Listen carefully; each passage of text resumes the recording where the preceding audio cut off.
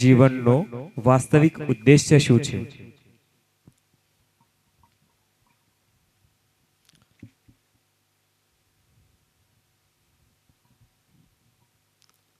बोलो श्री प्राणनाथ प्यारे।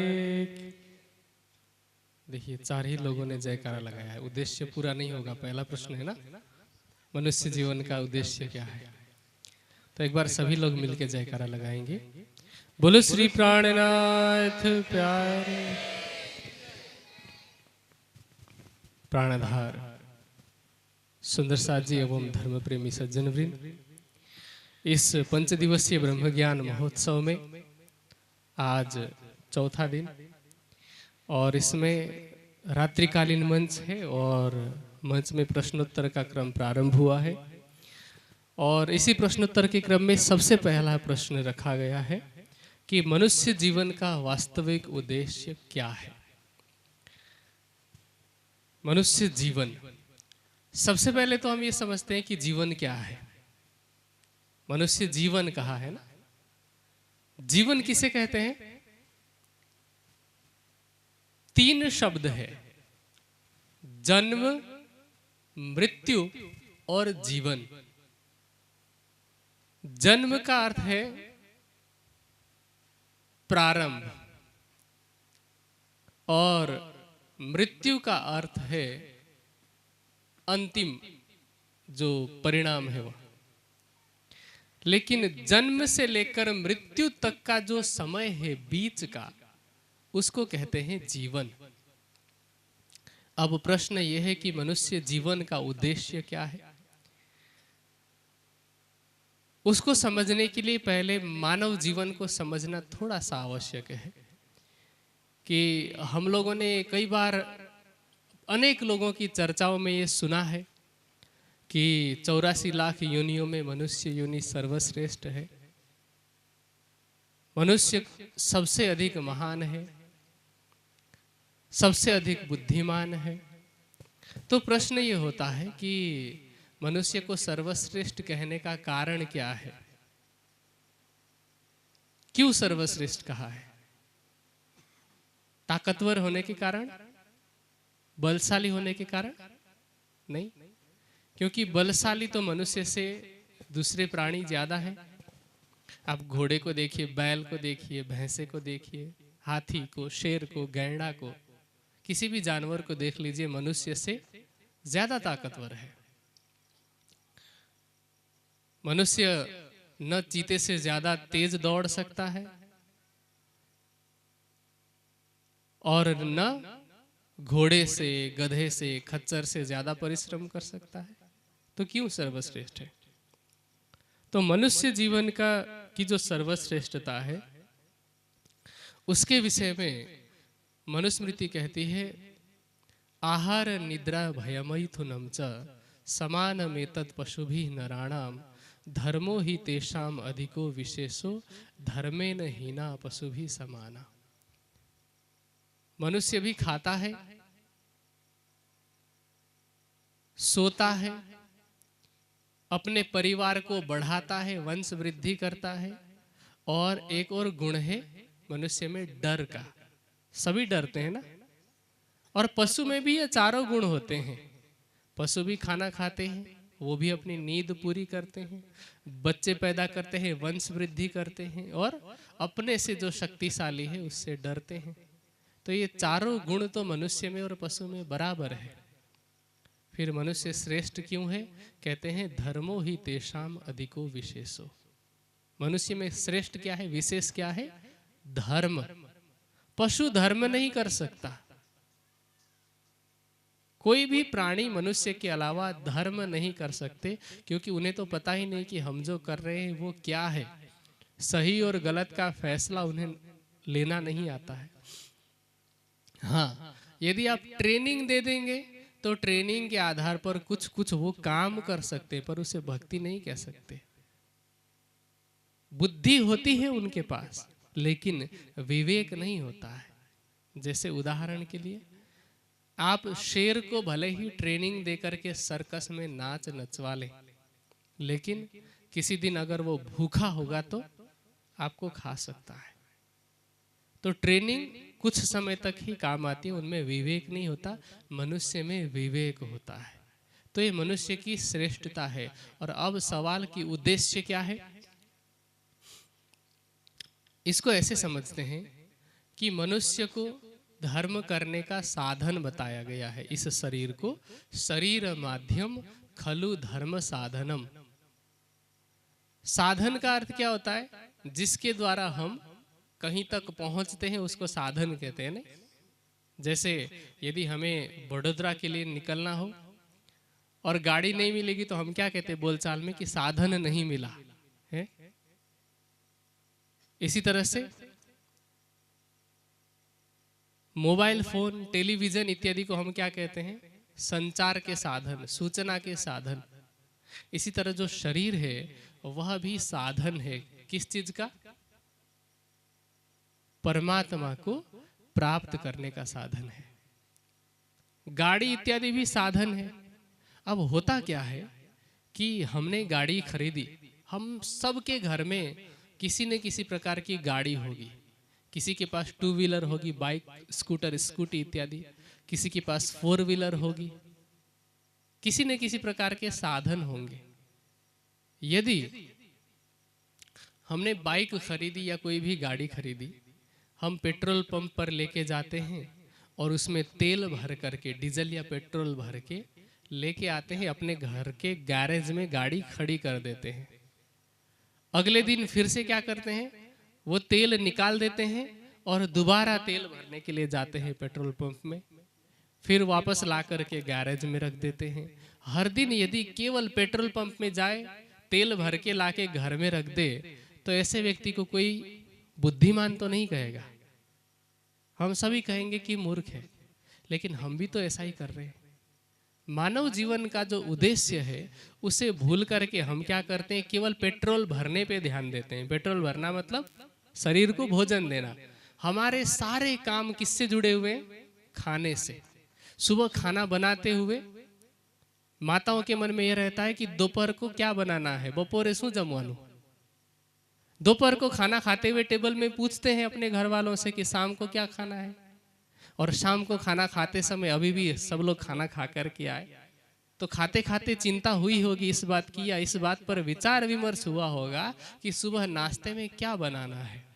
तो हम पूरा का पूरा ध्यान किस पर देते हैं, इस मनुष्य शरीर रूपी साधन में तेल डालने पर।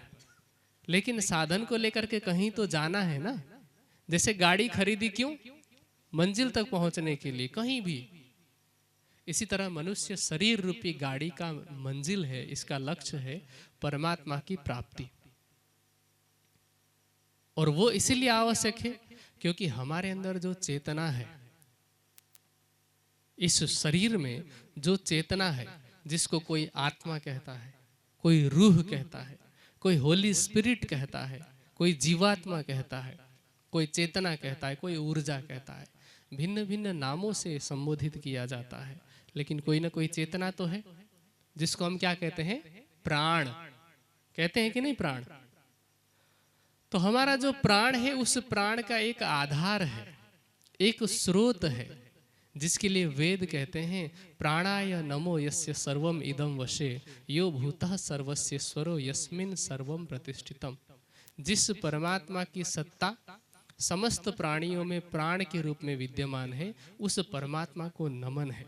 तो हमारे इस प्राण का जो पति है, जिसके लिए हमने लोक व्यवहार में, आरती में भी कई मंदिरों में सुना होगा, तुम हो एक अगोचर सबके प्राणपति। तो उस प्राणपति को प्राप्त करना, उसको जानना, ये मानव जीवन का एकमात्र लक्ष्य है। और उसको जानना इसीलिए आवश्यक है क्योंकि आप में से आपको मैं सबको सवाल पूछता हूं कि प्रेम, शांति और आनंद कौन चाहता है? किसको प्रेम, शांति और आनंद चाहिए? एक बार हाथ खड़ा कीजिए। प्रेम, शांति और आनंद किसको चाहिए? किसी को नहीं चाहिए, सबको चाहिए, है ना। और प्रेम, शांति और आनंद जो सबको चाहिए है, किसी के पास नहीं। आप दुनिया में खोजने जाएंगे तो क्या मिलेगा? दुख ही दुख, सर्वत्र दुख है। किसी के पास भी जाइए, सभी लोग दुखी हैं। कपिल मुनि कहते हैं कुत्र अपि को अपि न सुखी, कहीं भी कोई भी सुखी नहीं है। तो जो सुख का मूल है, जो आनंद का मूल है, हम सुबह सुबह सेवा पूजा करते हैं तो आरती में कहते हैं ना, सुख को निधान जय जय सुख को निधान। तो वो सुख का मूल परमात्मा है। शांति का मूल कौन है? परमात्मा। वैशेषिक दर्शन कहता है कि तमात्मस्थम अनुपश्यन्ति धीरा तेषाम शांति शाश्वती नये तरेसाम।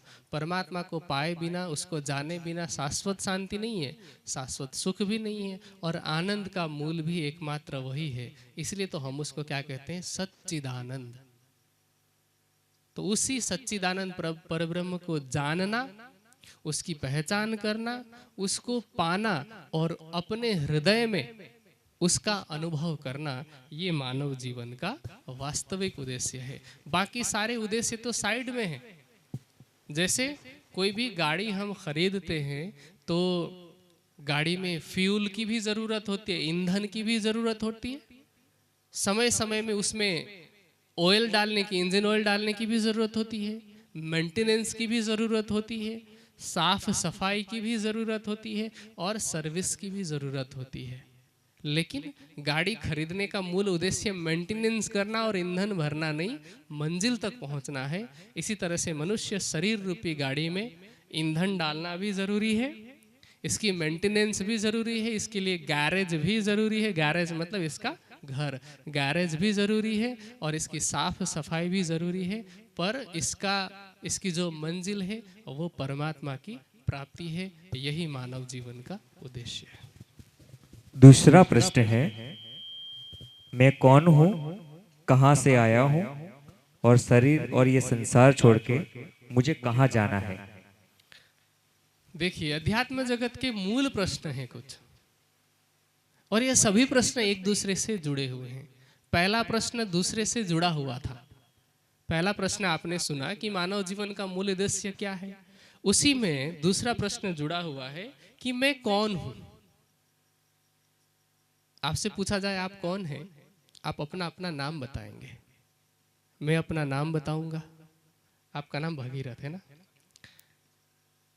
यदि आपका नाम भगीरथ की जगह पर हंसमुख होता तो आपकी चेतना में कोई फर्क पड़ता? आप ही रहते। आपका नाम उसकी जगह पर अशोक होता तब भी आप ही रहते। इसका मतलब यह है कि आप भगीरथ भी नहीं है, और यदि आपका नाम बदल दिया जाए, कुछ और रख दिया जाए, आप वो भी नहीं है।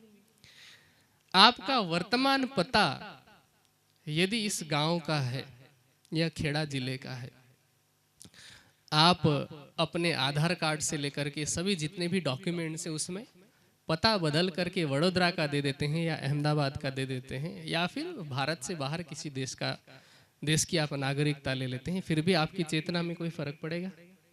नहीं पड़ेगा। इसका मतलब हमारे पते से भी, हमारे एड्रेस से भी हमारा संबंध नहीं है। हाँ, दुनिया में पहचान देने के लिए आवश्यक है, लेकिन हमारा मूल परिचय कि मैं कौन हूं, तो मैं इस शरीर से और इस शरीर के परिचय से भिन्न हूं। मदालसा नाम की एक प्रबुद्ध स्त्री हुई हमारे भारतवर्ष में। वो अपने बच्चों को लोरी गाकर के सुनाती थी सोने से पहले। उस लोरी में वो कहती थी, शुद्धो असि बुद्धो असि निरंजनो असि संसार माया परिवर्जितो असि। तुम शुद्ध हो, बुद्ध हो, चेतन हो। अर्थात शुद्ध होने का मतलब क्या है? ये शरीर नहीं हो तुम, क्योंकि ये शरीर शुद्ध नहीं है, और चेतना शुद्ध है, जिसको हम आत्मा कहते हैं। आत्मा शुद्ध बुद्ध चेतन है, शरीर शुद्ध नहीं है। शरीर शुद्ध कैसे नहीं है? मनुष्य शरीर में कितने द्वार बताए गए हैं? 9 द्वार। प्रत्येक द्वार में से किसी न किसी प्रकार से गंदगी निकलती है कि नहीं? आंख से गंदगी, नाक से कफ रूपी गंदगी, मुख से भी गंदगी, मल मूत्र रूपी गंदगी, कान से भी गंदगी, और रोम रोम से पसीने के रूप में, मैल के रूप में गंदगी निकलती है। तो शरीर पवित्र नहीं है। आप गर्मियों के दिन में जब पसीना निकलता होगा, 3-4 दिन के लिए बिना नहाए देख लीजिए, गंध आने लगेगी। और हम क्या करते हैं? कि इसी गंदगी से युक्त शरीर को सजाने संवारने में अपना जो पहला प्रश्न था ना, अपना जो मूल उद्देश्य था मानव जीवन का, उसे ही भूल जाते हैं कि मैं कौन हूँ, उसकी पहचान करना। तो हमारी जो पहचान है वो हमारी आत्मा से है, चेतना से है। हाँ, नाम कोई अलग अलग ले सकता है। और जैसे ही पहला प्रश्न है, दूसरे प्रश्न के 3 अलग अलग भागों में से पहला प्रश्न है मैं कौन हूँ, दूसरा है मैं कहाँ से आया हूँ। जैसे ही हमने ये जाना कि मैं शुद्ध बुद्ध चेतन स्वरूप आत्मा हूं, तो इसके साथ आत्मा के साथ एक और शब्द जुड़ता है परमात्मा का। मैं कहां से आया हूं, उसका उत्तर ये है कि मैं उस परब्रह्म परमात्मा की आह्लादिनी शक्ति हूं। जैसे सूर्य रोशनी के बिना सूर्य नहीं रहता है, चांदनी के बिना चंद्रमा चंद्रमा नहीं रहता है, लहरों के बिना सागर सागर नहीं रहता है। इसी तरह से आत्मा भी परमात्मा रूपी सागर की अनंत लहरों में से मेरी आत्मा भी एक लहर है। आत्मा के बिना परब्रह्म की पहचान नहीं हो सकती। जैसे हम दरिया जाते हैं ना घूमने के लिए, तो हम दरिया देखते हैं कि लहर देखते हैं? क्या देखते हैं हम? लहरें देखते हैं। और हम ये मान लेते हैं कि हमने क्या देखा है? सागर देखा है, दरिया देखा है, जबकि हम देख रहे होते हैं लहरों को। तो लहरों से सागर का अस्तित्व है। इसी तरह से मैं शुद्ध बुद्ध चेतन स्वरूप आत्मा हूँ, मेरा अस्तित्व उस परमात्मा से है और परमात्मा का अस्तित्व मुझसे है। ये पहचान करना भी मानव जीवन का उद्देश्य है। तो मैं कौन हूँ, मैं कहाँ से आया हूँ। और तीसरा प्रश्न है, शरीर और संसार को छोड़ने के पश्चात मुझे जाना कहाँ है, क्योंकि मैं शरीर हूं ही नहीं, तो मुझे जाना कहाँ है। देखिए, विभिन्न प्रकार की गति होती है शरीर और संसार को छोड़ने के बाद। मैं अलग अलग जो गतियां होती है वो बता देता हूं। उसके बाद आपको ये निर्धारित करना है कि मुझे कहाँ जाना है, और जहां जाना है वहीं की गाड़ी पकड़नी है। फिर अहमदाबाद जाने के लिए आप वडोदरा की गाड़ी पकड़ेंगे तो नहीं हो पाएगा, है ना। तो पहले थोड़ा समझते हैं लक्ष्य। यदि कोई भी जीव या कोई भी मनुष्य अपने मानव जीवन के मानव तन के रहते परमात्मा के स्वरूप को नहीं जानता है, अपने निज स्वरूप को नहीं जानता है, लेकिन अच्छे कर्म करता है, तो उसको अच्छी योनि प्राप्त होती है। जैसे समाज की सेवा करता है, निस्वार्थ भाव से कार्य करता है, तो उसे अगला जन्म अच्छे परिवार में मिलता है, अच्छा शरीर मिलता है, अमीर घर में जन्म मिलता है, शिक्षित परिवार मिलता है। लेकिन मूल लक्ष्य हमारा वो भी नहीं है। जन्म मरण के बंधन से छुटकारा नहीं मिलता है। फिर से जो दूसरा तन मिला है वो एक मौका है कि क्या पता उस अवसर के मिलने पर वो परमात्मा को पहचान जाए। तो ये एक मौका है। यदि कोई व्यक्ति बुरे कर्म करता है, बुराई की मात्रा अधिक रहती है, पाप की मात्रा अधिक रहती है, तो वो पशु योनियों में जाता है।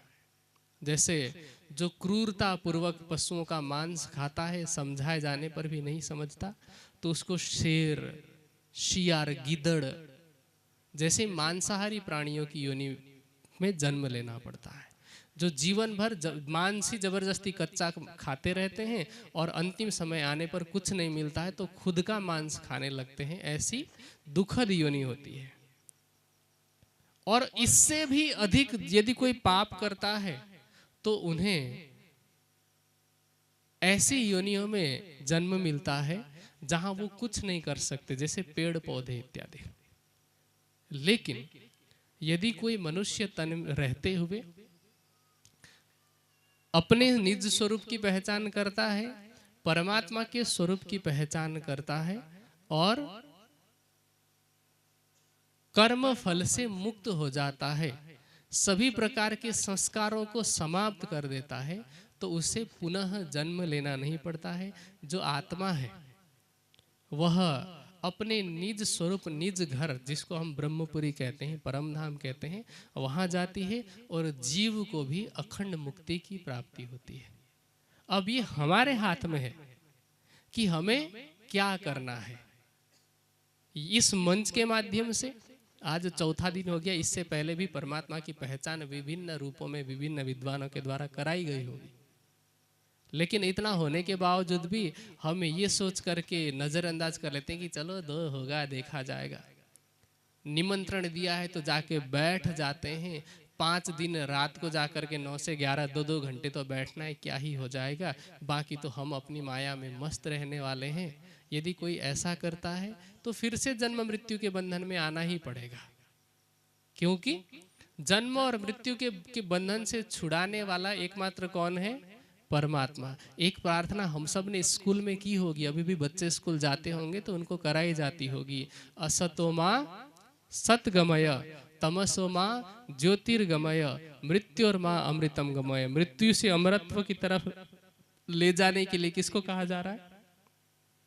परमात्मा को कह रहे हैं ना। इसी तरह से वेद कहते हैं कि तमेव विद्वान न विभाय मृत्योरात्मानम धीरम अजरम युवानम। उस परमात्मा को जानने के बाद ही आत्मा जन्म और मृत्यु के भय से मुक्त हो जाती है। इसके अलावा और कोई उपाय ही नहीं है। न अन्य पंथा विद्यते अनाय। पंथ कहते हैं रास्ते को, इसके अलावा दूसरा कोई रास्ता है ही नहीं। तो शरीर और संसार को छोड़ने के बाद मुझे जाना तो परमात्मा के पास है, पर मैंने गाड़ी यदि संसार में जाने वाली पकड़ ली या जन्म मृत्यु के बंधन में जाने वाली पकड़ ली, 84 लाख के योनियों के बंधन में बंधने वाली गाड़ी पकड़ ली, तो फिर वहीं जाना पड़ेगा। अब ये आपके ऊपर मैं छोड़ता हूं कि आप कौन सी गाड़ी पकड़ते हैं। आगे का प्रश्न है, परमात्मा कौन है, कहाँ रह रहे हैं और उनकी धाम और लीला क्या है? परमात्मा कौन है, कहाँ रहते हैं और उनके धाम तथा लीला कैसी है, ये तीसरा प्रश्न है, जिनमें 3 अलग अलग भाग हैं।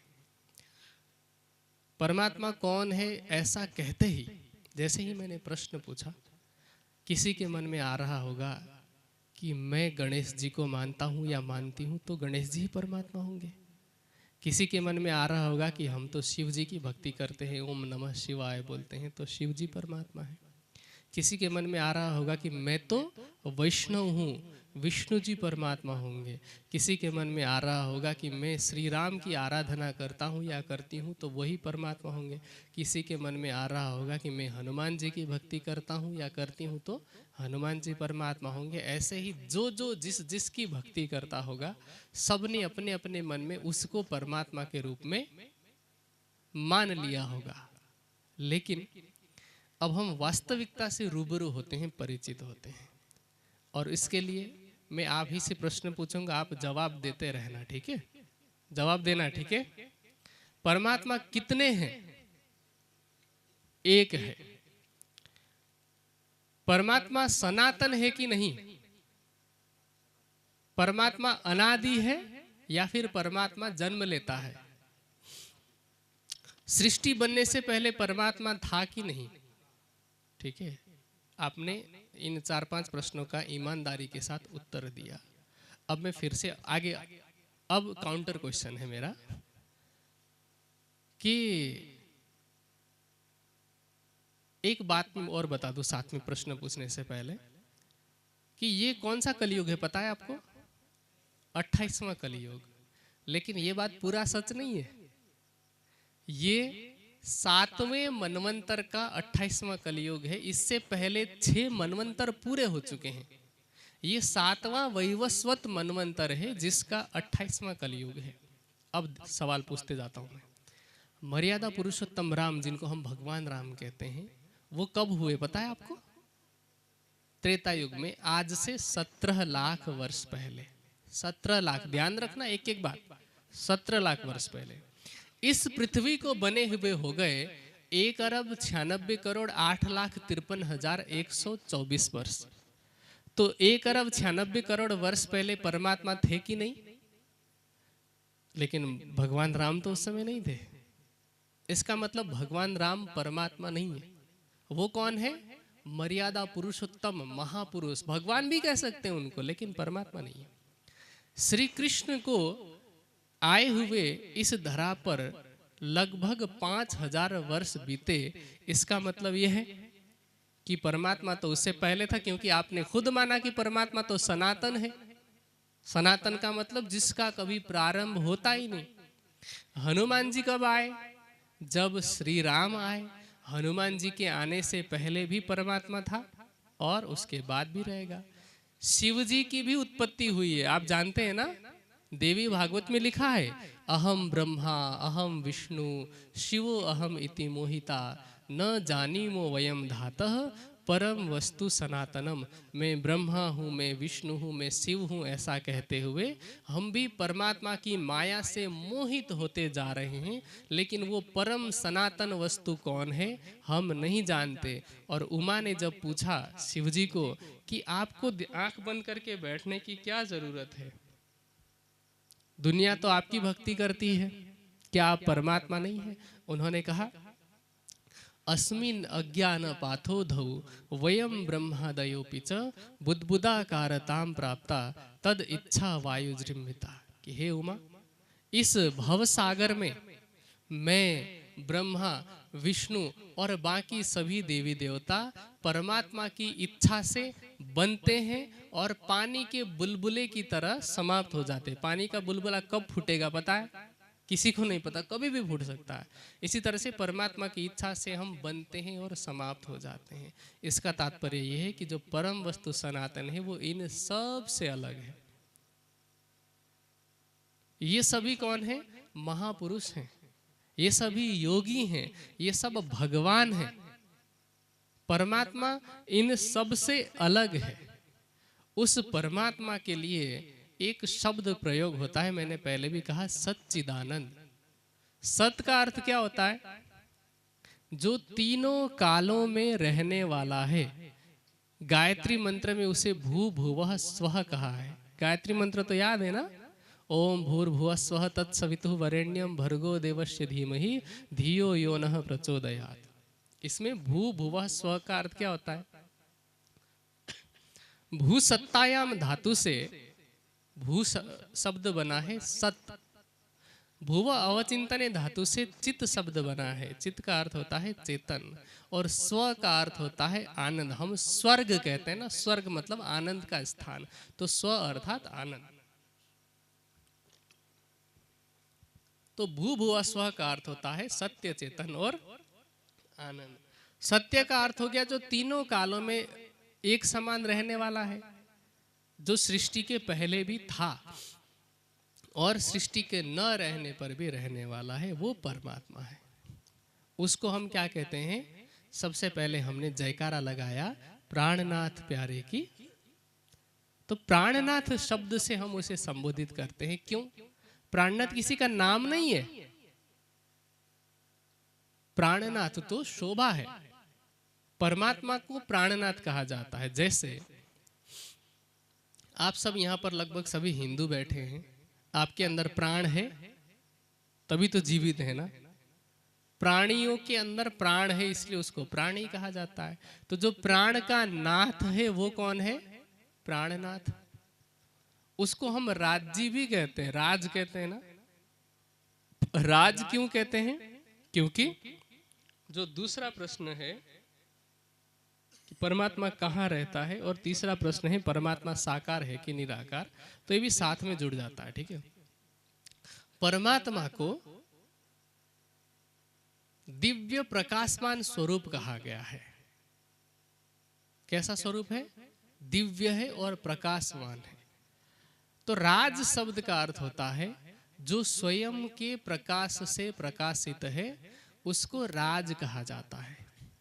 उसको उजाला देने के लिए ऐसे लाइट की आवश्यकता नहीं है, सूर्य चंद्रमा की आवश्यकता नहीं है। उपनिषद क्या कहते हैं? न तत्र सूर्यो भाति न चंद्र तारकम ने माम विद्युतो कुतो अयम अग्नि। उसके लिए सूर्य की आवश्यकता नहीं है, चंद्रमा की आवश्यकता नहीं है, विद्युत की आवश्यकता नहीं है, अग्नि की आवश्यकता नहीं है। गीता में भी क्या कहा है, न तद भासयते सूर्यो न शशांको न पावक यद गत्वा न निवर्तन्ते तद धाम परमम मम। हम सेवा पूजा में कहते हैं ना, चांद सूरज को गम नहीं, नहीं पावक को काम, पहुंचे सो आवे नहीं, सोई मुकुंद निधि धाम। तो वह परमात्मा प्रकाशमान होने से उसे राज कहा जाता है। हम सभी के प्राण का पति होने से उसे प्राणपति या प्राणनाथ कहते हैं। सत्य चेतन और आनंदमयी स्वरूप वाला होने से उसे सच्चिदानंद कहा जाता है। वही एकमात्र परमात्मा है। उसको पूर्ण रूप से जानना है तो आपके सामने ये ब्रह्मवाणी पधराई हुई है। उसमें परमात्मा के धाम, स्वरूप और लीला का पूर्ण रूप से वर्णन है। और वो कैसा दिखता है उसका एक बार नहीं 7 बार वर्णन किया गया है।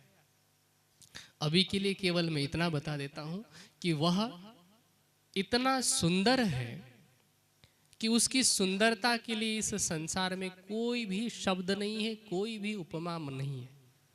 आपको मैं एक कल्पना करा सकता हूं, केवल कल्पना। परमात्मा की सुंदरता को बताना टेढ़ी खीर है। जैसे गूंगा व्यक्ति गुड़ खाए और उससे पूछा जाए गुड़ कैसा है तो वो बस ऐसा कहेगा, मुंह से वर्णन नहीं कर सकता। अब आप ऐसा कहने पे केवल कल्पना कर सकते हैं कि कैसा हो सकता है। तो मैं एक उदाहरण देता हूं, उससे आप समझना। इस संसार में आप जिसको भी सबसे सुंदर मानते होंगे, जिसको भी, उससे करोड़ों गुना सौंदर्य कामदेव के अंदर बताया जाता है। कामदेव से करोड़ों गुना सौंदर्य स्वर्ग के देवी देवताओं में है। स्वर्ग के देवी देवताओं से करोड़ों गुना अधिक सौंदर्य वैकुंठ विहारी विष्णु भगवान में है। वैकुंठ की शोभा से करोड़ों गुना सौंदर्य योग माया के ब्रह्मांड में है। और योग माया से अनंत गुना सौंदर्य उस परमात्मा का है। अब आप कल्पना कीजिए, बुद्धि की पहुंच है तो लगा के देखिए, और अगर बुद्धि की पहुंच नहीं है तो आप इस ब्रह्मवाणी को पढ़िए। जितनी पहचान होती है उसके आधार पर ध्यान कीजिए, प्रेममयी भक्ति कीजिए, और ध्यान में उसकी शोभा का साक्षात्कार करके उसको, उसका दर्शन करके देखिए, पता कीजिए कि वो कैसा है। आप पता तो लगा लेंगे लेकिन बता नहीं पाएंगे, लेकिन आपको तो पता चल जाएगा ना। तो परमात्मा का स्वरूप वैसा है, अत्यंत सुंदर, दिव्य, मनोहारी। इस संसार के करोड़ों जो सूर्य है वो उसके नाखून के प्रकाश में दीपक जैसे लगने लगते हैं। ऐसा सुंदर उसका स्वरूप है। और आगे प्रश्न है कि वो कहाँ रहता है, परमात्मा कौन है, कहाँ रहता है, दूसरा प्रश्न है। कुछ लोग कहते हैं कि परमात्मा इस संसार के कण कण में है, कुछ कहते हैं स्वर्ग में है, कुछ कहते हैं वैकुंठ में है। 3 विचारधाराएं तो प्रचलित ही है। स्वर्ग में परमात्मा इसीलिए नहीं है, स्वर्ग और वैकुंठ में, क्योंकि भागवत में ऐसा लिखा है कि महाप्रलय में स्वर्ग और वैकुंठ तक का नाश हो जाता है। और परमात्मा का घर तो नाश होने वाला नहीं है, उसको तो हम अखंड कहते हैं, इसीलिए स्वर्ग और वैकुंठ में नहीं है। जब स्वर्ग और वैकुंठ नाश होने वाला है तो ये दुनिया भी नाश होने वाली है। इस संसार के कण कण में परमात्मा नहीं है। कबीर जी ने सरल शब्दों में कहा कि पिंड में होता तो मरता न कोई, ब्रह्मांड में होता तो देखता सब कोई, पिंड ब्रह्मांड दोऊ से न्यारा, कहे कबीर सो साईं हमारा। अब कुछ लोग क्या करते हैं, जैसे नवीन वेदांती हैं, उनका एक मत है कि परमात्मा इस संसार के कण कण में है, लेकिन जैसे दूध में घी छिपा हुआ होता है, उसको पाने के लिए मथना पड़ता है, मथने पर घी की प्राप्ति होती है, ऐसा वो तर्क देते हैं। लेकिन मैं इसी तर्क को तारतम्य ज्ञान की दृष्टिकोण से देखते हुए इसका उत्तर देता हूं। यदि दूध के कण कण में घी को माना जाए तो दूध में घी के गुण होंगे, है कि नहीं? जैसे घी में प्रोटीन तत्व है, आप दूध पिएंगे तो उतनी ही मात्रा का प्रोटीन आपके शरीर में जाएगा कि नहीं जाएगा? जाएगा। तो आप उस दूध में से 1 चम्मच भी निकाल करके पिएंगे तब भी उसमें वही गुण कर्म होंगे, है कि नहीं? उसके जो केमिकल फॉर्मूला होंगे, गुण सूत्र होंगे, वो तो वही होंगे। और आप पूरे गिलास का भी दूध पी जाते हैं तब भी वही गुण सूत्र होंगे। इसी तरह इस संसार के कण कण में दूध में घी की तरह परमात्मा को व्यापक माने जाने पर परमात्मा के जो गुण होंगे वो भी इस संसार के कण कण में होना चाहिए। जैसे दूध में घी का गुण है वैसे ही संसार में परमात्मा का गुण होना चाहिए। अभी थोड़ी देर पहले हमने परमात्मा के गुण के विषय में जाना कि परमात्मा सत्य है। क्या आप इस संसार को सत्य कह सकते हैं? परमात्मा चेतन है जबकि ये संसार जड़ है। परमात्मा आनंदमयी है और ये संसार कैसा है? दुखमयी है। परमात्मा ज्ञानमयी है। उपनिषद में उसको कहा गया है सत्यम ज्ञानम अनंतम ब्रह्म, अर्थात परमात्मा सत्य और ज्ञान का स्वरूप है। यदि परमात्मा ज्ञान का स्वरूप है और कण कण में व्यापक है तो आप में भी वही परमात्मा है। इसका मतलब आप भी ज्ञान का स्वरूप हैं। फिर मुझे चर्चा सुनाने की आवश्यकता ही नहीं पड़ती। और सभी ज्ञान का स्वरूप होते तो फिर धर्म ग्रंथों की आवश्यकता ही नहीं पड़ती, भक्ति की आवश्यकता नहीं पड़ती, किसी प्रकार के गुरुओं की आवश्यकता नहीं पड़ती। इसका मतलब संसार के कण कण में परमात्मा नहीं, हाँ उसकी सत्ता है। उसकी सत्ता है इसका मतलब क्या है? जैसे देश के प्रधानमंत्री माननीय नरेंद्र मोदी जी हैं, इस गांव में भी उनकी सत्ता है कि नहीं? यहाँ पर मोदी जी की सत्ता है, लेकिन आप यहाँ गड्ढा खोद करके देखने लग गए कि मोदी जी निकल जाए, नहीं निकलेंगे ना। कण कण में व्यापक नहीं, उनकी सत्ता व्यापक है। यदि इस गांव में कोई दूसरी सत्ता आक्रमण कर देती है तो ये किसको चुनौती देना माना जाएगा? मोदी जी को, जबकि मोदी जी यहाँ है ही नहीं। इसी तरह ये जो संपूर्ण जगत है वो परमात्मा की सत्ता से निर्मित है। परमात्मा के सत अंग अक्षर के मन अव्याकृत के सांकल्पिक प्रतिबिंब से यह संसार बना है, तो उसकी सत्ता व्यापक है। इसको देख करके हम परमात्मा का अनुमान कर सकते हैं कि उस परमात्मा ने सृष्टि बनाई है। लेकिन सृष्टि के कण कण में परमात्मा को मानना वैसा ही होगा जैसे घड़े के अंदर हम कुम्हार को ढूंढें कि कुम्हार ने घड़ा बनाया है तो कुम्हार इसमें कहीं होगा, तोड़ के देखेंगे नहीं मिलेगा। तो परमात्मा सत्ता के स्वरूप से यहाँ है और अपने मूल स्वरूप से कहाँ पर है? हम निजानंद संप्रदाय की पद्धति में बोलते हैं दिव्य ब्रह्मपुर धाम है। और ये केवल हमारी पद्धति ऐसा नहीं है, हम लोगों का प्राइवेट नहीं है। उपनिषद में ऋषियों ने कहा, मुंडक उपनिषद में, दिव्य ब्रह्मपुरे ही ऐसा व्योमनी आत्मा प्रतिष्ठितम। दिव्य ब्रह्मपुर में उस परमात्मा का धाम है जो कहाँ पर है? अक्षर ब्रह्म के 4 पाद हैं। उन 4 पाद में से चौथे पाद से इस सृष्टि का निर्माण होता है। चतुष्पाद भूतवा भोग्या सर्वमादत्य भोजनम। और उसके बाद जो 3 पाद हैं, त्रिपाद ऊर्ध्वम उदयत पुरुषः, पादस्य एव अभवत पुनः, पादस्य विश्वभूतानि, त्रिपादस्य अमृतम दिवि।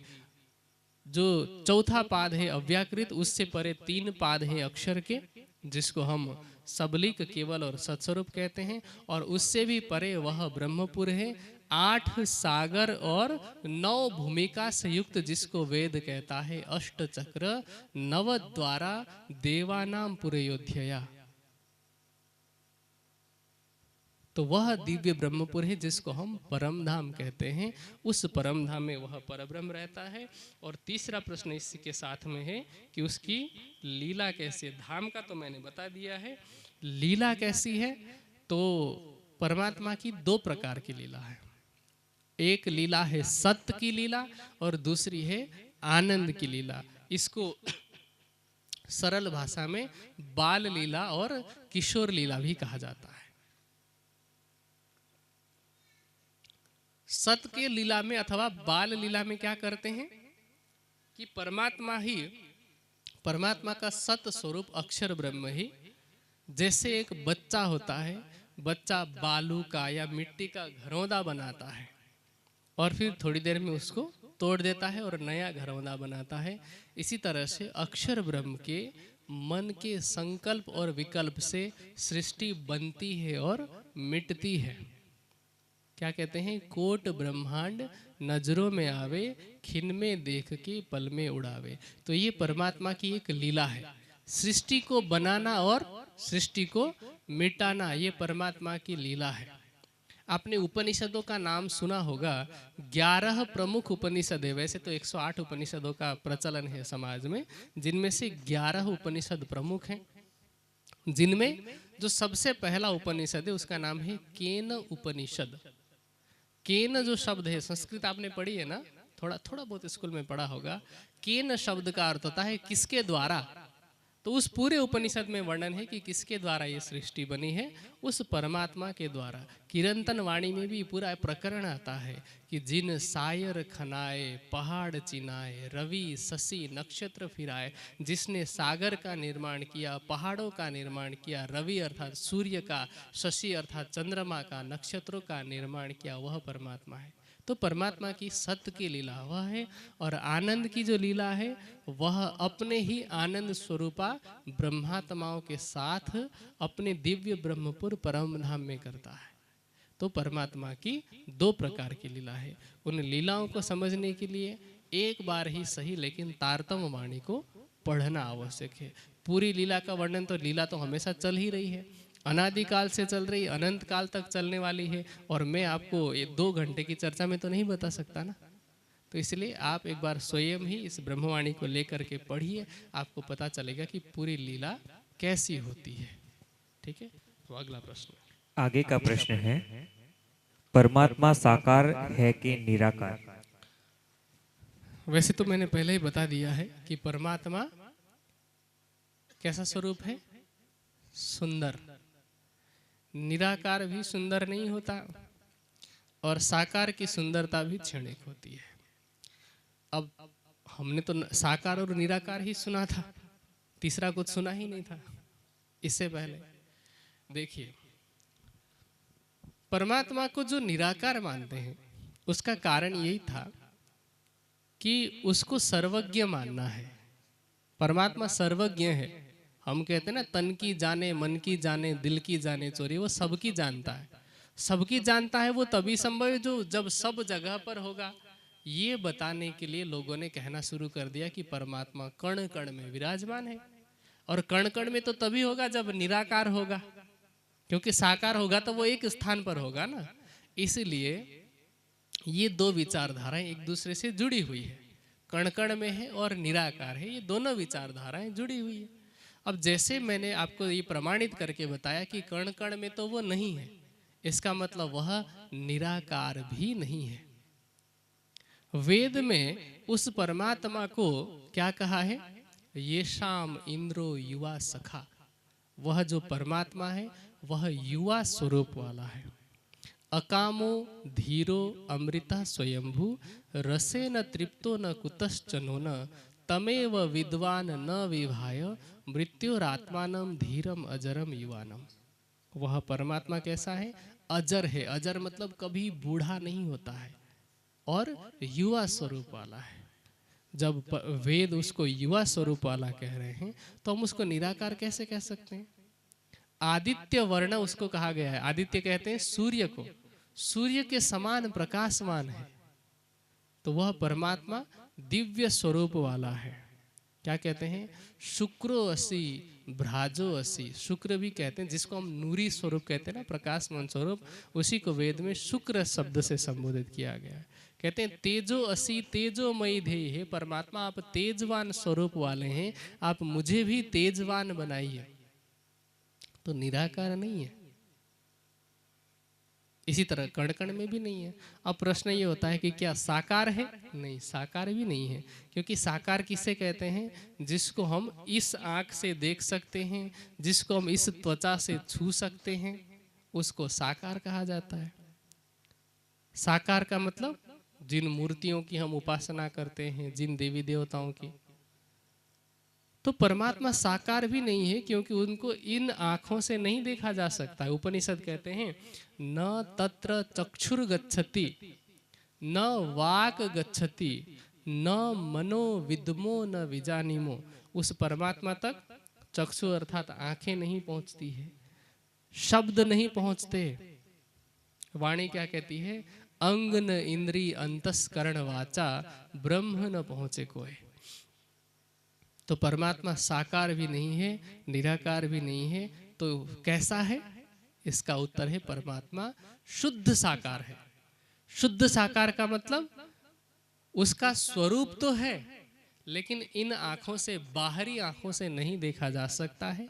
जब हम पहले उस परमात्मा को ज्ञान दृष्टि से जानते हैं, उसके बाद प्रेम लक्षणा भक्ति के द्वारा बाहरी आँख बंद करके आत्मिक दृष्टि से अंदर की आँख खोलते हैं ध्यान के द्वारा, तब हम उसके स्वरूप को, उसके सुंदर स्वरूप को आत्मिक दृष्टि से देख सकते हैं। तो परमात्मा शुद्ध साकार स्वरूप है। आगे का प्रश्न है, जन्म मरण के इस चक्र से छूटना और किसकी शरण में जाना है? जन्म मरण के चक्र से छूटने के लिए किसके शरण में जाना है, ये प्रश्न है। इस संसार में अलग अलग संप्रदाय हैं और हर संप्रदाय का व्यक्ति ये दावा करता है कि मेरे संप्रदाय का अनुयायी बन जाओगे तो तुम्हें मुक्ति मिलेगी। जन्म मरण के चक्कर से छूटने का मतलब यही है ना, मुक्ति। तो हम थोड़ा देखते हैं, नजर मारते हैं। आज समाज में जो सबसे ज्यादा प्रचलित है इस सिद्धांत को लेकर के, क्रिश्चियनिटी, ईसाई मत। ईसाई मत में क्या कहते हैं कि तुम यदि परमेश्वर पर यकीन लाओगे, भरोसा लाओगे, बाइबल पर भरोसा लाओगे, तो तुम्हें मुक्ति मिलेगी, पाप में से मुक्ति मिलेगी, क्योंकि तुम्हें मुक्त करने के लिए ईसा मसीह ने अपना खून बहाया है, ऐसा कहते हैं। जबकि वास्तविकता इससे अलग है। वही बाइबल कहता है कि जिसने जैसा किया है उसको उनके कर्मों का दंड मिलेगा। दंड का विधान बाइबल में, मुक्ति की बात ही नहीं की है। और बाइबल में तो परमात्मा के पुनः आगमन की बात की है।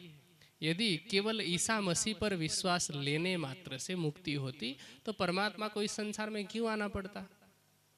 बाइबल कहता है for the Lord himself will come down from the haven. परमात्मा स्वयं अपने स्थान से, जिनको वो हेवन या स्वर्ग कहते हैं, वहां से उतर करके आएंगे। क्यों? जब मुक्ति देने वाले ईसा मसीह हैं तो फिर क्यों मुक्ति या क्यों परमात्मा के आने की आवश्यकता पड़ी? तो ये बात केवल भ्रमित करने के लिए और केवल धर्म परिवर्तन कराने के लिए।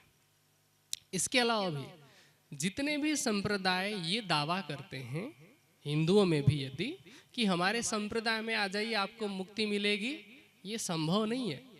सोचिए, गीता के बारे में सब जानते हैं। आप गीता में कोई एक जगह ऐसी दिखा दीजिए जिसमें ये कहा हो कृष्ण जी ने कि मैं तुम्हें मुक्ति दिला दूंगा। कृष्ण जी ने क्या कहा? जिसने जन्म लिया उसका मरना निश्चित है, और जो मरा उसका जन्म लेना भी निश्चित है।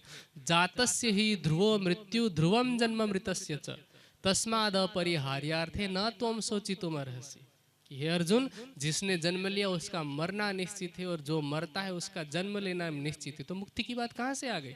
मुक्ति तो वो भी नहीं दे रहे हैं, तो दूसरा कौन है जो मुक्ति दे सकता है? हाँ, कोई यदि जन्म मृत्यु के चक्र से मुक्ति दिला सकता है तो वो परमात्मा है। इसीलिए कृष्ण जी ने उस परमात्मा की शरण में अर्जुन को भेजा और कहा तमेव शरणम गच्छ सर्वभावेन भारत तत्प्रसादात परम शांति शाश्वती भोक्ष्यसे महिम। कि तू उसकी कृपा से, प्रसाद मतलब कृपा से, जो हम देते हैं ना उस प्रसाद की बात नहीं हो रही, प्रसाद मतलब कृपा होता है। तो उस परमात्मा की कृपा से तुम्हें शाश्वत शांति की प्राप्ति होगी, जिसे मुक्ति कहा जाता है। तो यदि हमें जन्म और मृत्यु के चक्र से छुटकारा पाना है तो एकमात्र परमात्मा को जानना ही मुक्ति का मार्ग है। दूसरा कोई मार्ग है ही नहीं। वेद कहते हैं तमेव विदित्वाति मृत्युमेति न अन्य पंथा विद्यते अनाया। दूसरा कोई पंथ है ही नहीं, एकमात्र मार्ग है परमात्मा को जानना और उसको पाना। देखिए, जब तक हिसाब किताब बाकी रहता है ना, जीव का बैंक बैलेंस, तब तक हिसाब किताब पूरा करने के लिए आना ही पड़ता है। जब हम उस हिसाब किताब से जीरो हो जाते हैं, शून्य हो जाते हैं, तब हम उससे मुक्त हो जाते हैं। यदि हमने पाप किया है, मैंने पहले भी बताया, उसका फल भोगने के लिए भी आना पड़ेगा। यदि हमने पुण्य किया है, पुण्य का फल भी भोगने के लिए आना पड़ेगा। इसीलिए परमात्मा जो है वो आपको पाप और पुण्य दोनों के फल से मुक्ति दिलाता है। अब किसी किसी के मन में आ रहा होगा तो कि पुण्य तो अच्छी बात है ना, पुण्य को मैं बुरा नहीं कह रहा हूं, पुण्य करना अच्छी बात है, पर इस भाव से कि मुझे इस पुण्य का फल मिले, आप फल की चाहत रख करके पुण्य कर रहे हैं तो भोगने तो आना पड़ेगा ना। अच्छा फल मिलेगा, बुरा नहीं मिलेगा, पर जन्म तो लेना पड़ेगा उसके लिए। और जब उसका फल खत्म हो जाएगा उसके बाद फिर देखी जाएगी, है ना। तो इसीलिए गीता में कृष्ण जी ने सिखाया कि तुम्हें पुण्य भी नहीं करना है, तुम्हें क्या करना है, निष्काम कर्म करना है। और निष्काम कर्म तब तक संभव नहीं हो सकता जब तक हम परब्रह्म की पहचान नहीं कर लेते। जब, और वो इसलिए क्योंकि जब हम परमात्मा की पहचान कर लेते हैं, जब हम अपनी स्वरूप की पहचान कर लेते हैं, तभी तो हम दृष्टा भाव में रह सकते हैं ना। इस खेल को देखने वाले तब बन सकते हैं। और जो दृष्टा भाव में आ गया वो न पाप करेगा न पुण्य करेगा, वो पाप और पुण्य दोनों के बंधन से ऊपर होगा। तो जब दोनों के बंधन से ऊपर होगा, वो अपने आप ही बंधन से मुक्त हो जाएगा। तो यदि जन्म और मृत्यु के बंधन से मुक्त होना है तो पहले उस परमात्मा के स्वरूप की, अपने स्वरूप की पहचान करना है और निष्काम कर्म करते हुए, लोभ लालच इत्यादि से ऊपर उठ करके निष्काम कर्म करते हुए जीवन यापन करना है। ये एकमात्र मार्ग है। आगे का प्रश्न है, जीव और आत्मा दोनों एक है या अलग अलग? सामान्य संस्कृत साहित्य में या फिर वैदिक साहित्य में जीवात्मा शब्द एक ही है, लेकिन जब सत्ता की बात होती है कि ये जो चेतना है, जीव और आत्मा, ये एक है कि अलग अलग, तो संकेत में अलग अलग ग्रंथों में जीव और आत्मा को अलग अलग बताया है। ब्रह्मवाणी में तो पूरी तरह से खुलकर के स्पष्ट रूप से ही बताया, लेकिन केवल ब्रह्मवाणी में होता तो हो सकता है लोग कहते कि ये तो आपने बना लिया है अपने मनगढ़ंत बातें, लेकिन धर्म ग्रंथों में प्रमाण है। वाणी ये कहती है कि भी बेवरा वासना जीव का याके जुदे जुदे ठाम, जीव का घर है नींद में, वासना घर श्रीधाम। निजानंद दर्शन का सिद्धांत है, हम आत्मा, वासना या ब्रह्म सृष्टि ऐसे अनेक संबोधन से आत्मा को संबोधित करते हैं, और जीव के लिए हम जीव कहते हैं, प्रॉपर जीवात्मा एक साथ नहीं कहते हैं। अब प्रश्न ये है कि जीवात्मा अलग अलग है, ये कैसे माने? तो उसके लिए मैं थोड़ा सा आपको पहले तीन पुरुष का परिचय देता हूं, फिर आपको पता चलेगा कि जीव और आत्मा अलग अलग कैसे है। गीता में तीन पुरुषों का वर्णन है।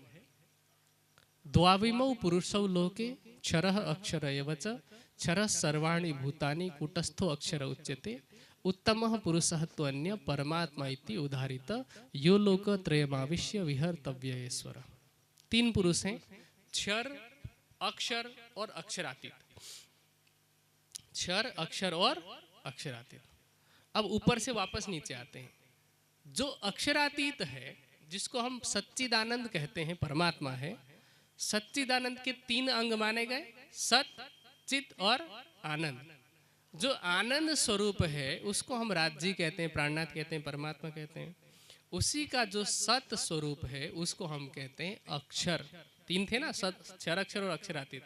तो अक्षरातीत का जो सत अंग है वो हो गया अक्षर। और अक्षर के मन का जो सांकल्पिक स्वरूप है, जिसने ये संकल्प लिया कि मैं एक हूं, अनेक हो जाऊं, एको अहम बहुश्याम, उसके संकल्प से इस प्रकृति का और प्रकृति से सृष्टि का निर्माण हुआ है। तो उसका जो संकल्प है, उसका सांकल्पिक प्रतिबिंब जो स्वरूप है वह है क्षर ब्रह्म अथवा नारायण। जैसे कि मैं यहाँ पर सोया हुआ हूँ, मैं अक्षर हूँ, मैं यहाँ पे सो जाता हूँ, और मेरे मन का ही जो स्वरूप है, संकल्प है, वो सपने में वडोदरा पहुँच जाता है, तो जो सपने में वडोदरा पहुंचा हुआ मेरा स्वरूप है वह है क्षर ब्रह्म। क्षर का मतलब क्या होता है? जिसका क्षरण होता है, क्षरति इति क्षर। जैसे सपने का जो मेरा स्वरूप है वो मेरे जागते ही वो क्या होगा? नष्ट हो जाएगा ना, तो उसको कहते हैं क्षरण होना। तो जो नष्ट होने वाला स्वरूप है वो क्षर है, ठीक है। और जो मैंने संकल्प लिया है तो मैं अक्षर हूं, ठीक है। और मेरे भी जो आनंद का स्वरूप है वो अक्षरातीत है, इस तरह से समझते हैं। अब देखिए, अक्षरातीत हो गया, अक्षर हो गया और क्षर, तीन स्वरूप अलग अलग हो गए। अब जो आनंद का जो स्वरूप है, अक्षरातीत के आनंद का जो स्वरूप है या आनंद जो अंग है, उसको हम ब्रह्म सृष्टि कहते हैं, जिनको हम क्या कह रहे हैं? आत्मा, ब्रह्म सृष्टि को। अक्षर ब्रह्म ने भी आनंद लेने के लिए, क्योंकि आनंद जो है वो प्रत्येक चेतना का स्वभाव है। जो कुछ भी चेतन है सृष्टि में, उन सब का स्वभाव क्या है? आनंद। एक चींटी को भी आनंद चाहिए होता है, एक हाथी को भी आनंद चाहिए होता है, मनुष्य को तो चाहिए ही होता है। तो सबको आनंद चाहिए। जो ब्रह्म है वह स्वयं आनंद स्वरूप है ही। जो अक्षर ब्रह्म है, जिनको हम सत्ता का स्वरूप कहते हैं, उसको भी आनंद तो चाहिए, लेकिन सबकी मात्रा अलग अलग होती है। जैसे एक मजदूर को भी भोजन चाहिए, वो 8 रोटी खा जाएगा, और एक सामान्य काम करने वाला व्यक्ति है उसको भी भोजन चाहिए, वो हो सकता है 3 रोटी खाए। और एक बीमार व्यक्ति है उसको भी भोजन तो चाहिए, भले ही वो 1 रोटी खाए, ठीक है। तो इसी तरह से सबको आनंद चाहिए, पर सबकी सीमा अलग अलग है। अक्षरातीत अनंत आनंद में रहते हैं, ठीक है। जो अक्षर ब्रह्म है वह भी आनंद लेने के लिए उसने स्वयं को 24,000 रूपों में बांटा, जिनको हम ईश्वरीय सृष्टि कहते हैं। लेकिन यहाँ प्रश्न में उसका जिक्र नहीं है, इसलिए मैं अभी उसका वर्णन नहीं कर रहा हूँ। और जो क्षर ब्रह्म है, उसके संकल्प से जो संपूर्ण सृष्टि बनी है, इस सृष्टि में जितने भी चेतन हैं, जितने भी चेतन प्राणी, उसको हम कहते हैं जीव सृष्टि, ठीक है। तो जीव और आत्मा अलग अलग है। इस संसार में जीव जो है वो करता है, कोई भी काम वो करता है, और जैसा करता है वैसा वो भोगता भी है, कर्मफल लगता है ना। लेकिन आत्मा क्या है? आत्मा दृष्टा है। आत्मा इस संसार में आई है तो केवल देखने के लिए आई है। अब मैंने पहले भी कहा था कि धर्म ग्रंथों में प्रमाण है, तो कहाँ पर है? तो प्रमाण इस तरह से धर्म ग्रंथ कहते हैं, द्वा सुपर्णा सयुजा सखाया समानम विश्वम समानम वृक्षम परिसस्व जाते तयोरन्यः पिप्पलम स्वादवत्ति अन्यश्चन अभिचाकशीति। इसका अर्थ क्या है? कि एक पेड़ है, उस पेड़ में 2 पक्षी बैठे हुए हैं। एक पक्षी उस पेड़ के फल को खाता है और दूसरा केवल देखता रहता है। ये संकेत किया गया है, ये शरीर रूपी वृक्ष है, इसमें जीव और आत्मा 2 अलग अलग वृक्ष हैं।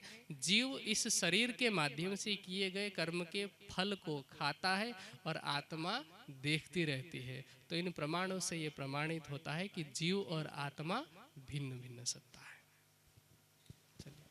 आगे का प्रश्न है, प्रलय कितने प्रकार के हैं और कौन से?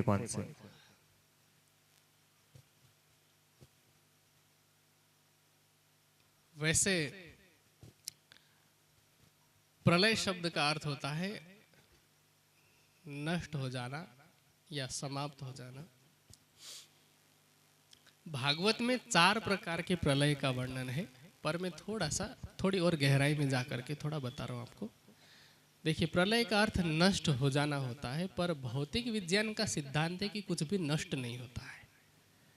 एनर्जी जो है वो ट्रांसफर होती है, मतलब परिवर्तित होती है। जैसे हमने लकड़ी जलाई, लकड़ी तो नष्ट हो गई, पर वो 5 तत्वों में मिल जाती है। जैसे उसमें जो स्थूल तत्व था और राख के रूप में बना पृथ्वी तत्व, जो जल तत्व था उस लकड़ी के अंदर वह भाप बन करके उड़ गया और आकाश तत्व में लीन हो गया। जो अग्नि तत्व था, आग बन करके जला है, वो गर्मी के रूप में ऊष्मा के रूप में वो भी निकल गया और वायु में भी वो मिल गया। ठीक है, जो धुआं इत्यादि वो वायु तत्व है, 5 तत्वों में वो लीन हो गए। लकड़ी हमारे हिसाब से नष्ट हो गई, पर गहराई से देखो तो भिन्न भिन्न रूपों में बटी है। अब 4 प्रकार के प्रलय की बात करते हैं, नित्य, नैमित्तिक, प्राकृतिक और महाप्रलय। नित्य प्रलय जो है वो सामान्य रूप में समझने के लिए मैं बहुत अधिक गहराई में नहीं जाते हुए सरल तरीके से बता देता हूँ। नित्य प्रलय जो पृथ्वी में प्रतिदिन जन्म लेने और मृत्यु लेने का क्रम चलता रहता है, प्रतिदिन हो रहा है ना। कहा जाता है सर्वे के हिसाब से कि प्रत्येक 3 सेकंड में एक बच्चा जन्म लेता है और 6 सेकंड में एक व्यक्ति मर जाता है। जो मर गया उसके लिए तो प्रलय ही हो गया ना, समाप्त हो गया। तो इस संसार में जो चलता रहता है वो नित्य प्रलय हो गया। नैमित्तिक प्रलय का मतलब क्या है कि एक मान्यता ये कहते हैं कि स्वर्ग तक का इसमें लय हो जाता है, स्वर्ग तक का, ठीक है। और जो प्राकृतिक प्रलय है उसमें कुछ लोग कहते हैं वैकुंठ तक का लय हो जाता है। और दूसरी मान्यता ये भी कही जाती है कि इस संसार में जैसे बाढ़ आती है, सुनामी आते हैं, भूकंप आते हैं, तो प्राकृतिक आपदाएं आती है, उसको भी प्राकृतिक प्रलय में ही माना जाता है। और चौथा जो प्रलय है उसको कहा जाता है महाप्रलय। महाप्रलय में सब कुछ समाप्त हो जाता है। महाप्रलय का मतलब यूं समझ लीजिए कि जो सपना देख रहा है वो सपने से जाग गया, तो सपना सारा क्या हो गया, पूरी तरह से समाप्त हो गया। उस सपने के अंदर कुछ कुछ हो रहा है, जैसे लड़ाइयाँ चल रही है, कोई मर रहा है। जैसे कलश में एक चौपाई आती है, प्रकरण आती है कि देखे सुपन में कई लड़ मरे, सपने में कई लोग लड़ते रहते हैं, मरते रहते हैं। तो उनके हिसाब से नित्य प्रलय, नैमित्तिक प्रलय, प्राकृतिक प्रलय सब उसमें चल रहा है। पर महाप्रलय क्या है, जो सपना देख रहा है वो जाग गया। अब उसमें सपने में जो इतना बड़ा संसार दिखाई पड़ रहा है, हम इसको स्वप्नवत कहते हैं। इतना बड़ा जो संसार है तो वो नष्ट हो जाता है पूरी तरह से, तो उसको महाप्रलय कहा जाता है। वाणी कहती है कि एक रंचक न राखी 14 तबक की, महाप्रलय कहियो ऐसो अंत। एक कण भी नहीं बचता है, उसको महाप्रलय कहा जाता है। तो ये 4 प्रकार के प्रलय हैं। आगे का प्रश्न है, जब तप, साधना, व्रत, उपासना आदि करने से क्या परमात्मा मिल सकते हैं? जब तप, साधना, व्रत, उपासना 5 शब्द है। देखिए, जप, तप और व्रत ये 3 शब्द हो गए। फिर साधना और उपासना, ठीक है, ये 2 शब्द हो गए। ये 2 कैटेगरी है, जप, तप और व्रत। जप, तप और व्रत तथा साधना और उपासना। पहले सबका अर्थ समझते हैं, उसके बाद आप अपने हिसाब से मान लेना, ठीक है।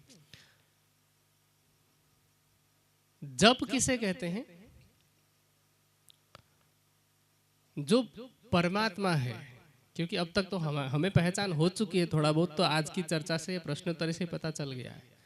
तो जो परमात्मा के नाम को निरंतर दोहराना, रिपीट करना जप कहलाता है।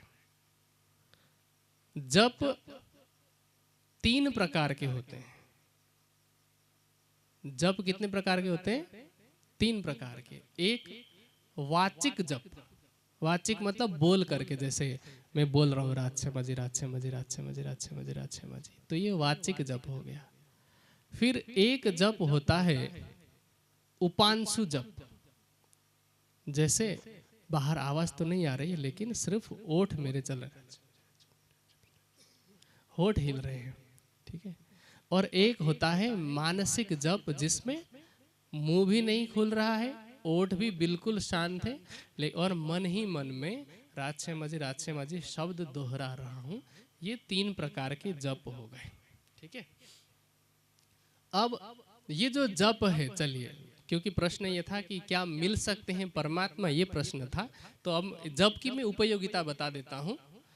केवल जप से परमात्मा नहीं मिलेंगे, पर ये सहायक होते हैं। किसको सहायक होंगे? जो नया नया ध्यान के मार्ग पर आगे बढ़ रहे हैं, मन एकाग्र नहीं होता है और उल्टा गंदे गंदे विषयों में जाता है, तो उन लोगों के लिए जप सहायक होता है। लेकिन कब? योग दर्शन में पतंजलि मुनि कहते हैं तद जपस तदर्थ भावनम, तत् जपह तदर्थ भावनम, अर्थात अर्थ की भावना से जप करना चाहिए। अर्थ की भावना से जप करना चाहिए, इसका मतलब ये है कि हम जो जप कर रहे हैं उसका अर्थ भी हमें समझ में आना चाहिए, तो उसका कल्याण है। अन्यथा केवल नाम दोहराते रहेंगे तो वैसे तो तोता भी दोहराता है। बिना पहचान के, बिना भावना के जप करना वैसा ही है जैसे एक ट्रक ड्राइवर था, वो एक साधु के पास गया और जाकर के कहता है कि महाराज जी मेरे कल्याण का उपाय बता दीजिए। तो उन्होंने कहा कि ये माला ले लो और प्रतिदिन 108 बार माला घुमाना।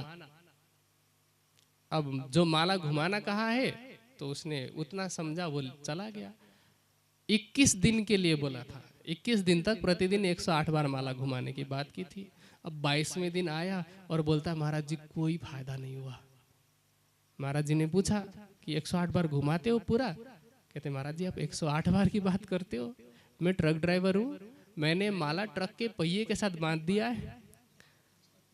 तो आप सोच लीजिए मैं डेली कितना चलाता हूँ उस हिसाब से। तो बिना अर्थ की भावना के समझे जप करना भी वैसा ही है। लेकिन यदि हम भावना अर्थ समझते हैं और उसकी भावना के हिसाब से मन को उस जिसका नाम है, जैसे राज श्यामा जी हम कह रहे हैं, तो हमारे मन में वो भावना आनी चाहिए कि राज का अर्थ है दिव्य प्रकाशमान, तो वो दिव्यता हमारे अंदर आनी चाहिए।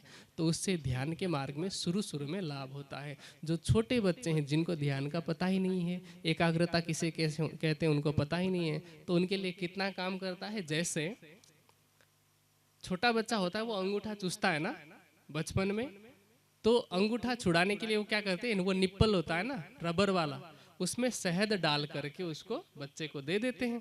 तो बच्चा क्या करता है, उसको चूसता है।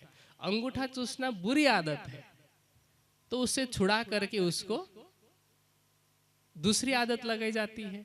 लेकिन जब वो बच्चा 15-20 साल का हो जाएगा, उसके बाद भी वही शहद वाला निप्पल, उसको चूसने की यदि आदत रह गई, तो आप क्या कहोगे कि ये बच्चा तो बच्चा ही रह गया। इसी तरह से अध्यात्म के क्षेत्र में भी यदि हम ये सोचते हैं कि जीवन भर जप करने से हमारा कल्याण है, ऐसा नहीं है। एक निश्चित अवधि तक, जब तक हमें ध्यान की प्रक्रिया समझ में नहीं आती, तब तक जप करना कल्याणकारी है, लाभदायक है। लेकिन कुछ समय के बाद उससे हमें आगे बढ़ना पड़ता है। तो ये जप हो गया। दूसरा है तप। तप किसे कहते हैं? जप का तो समझ में आया ना सबको, आ गया। अब तप की परिभाषा है द्वंद्वम सहनम तपः। द्वंद्व कहते हैं दो। यहां दो का मतलब क्या है कि परमात्मा को पाने के रास्ते में सुख दुख, लाभ हानि, मान अपमान, रोग शोक, सर्दी जुकाम, सर्दी गर्मी, शीत वर्षा, कुछ भी है, उन सब को सहन करना क्या है? तप है। ये पहला एक परिभाषा हो गई। तो ये सहायक होगी। हाँ, आपने जो प्रश्न पूछा है, यहाँ तप का मतलब मेरे ख्याल से प्रश्न करने वाले का भाव ये है कि जैसे कोई हाथ खड़ा करके रहता है ना, कोई पेड़ में उल्टा लटक करके रहता है, कोई भूखा रहता है, कोई चारों तरफ आग जला करके रहता है, कोई उपवास करता है, उनका ये भाव रहा होगा।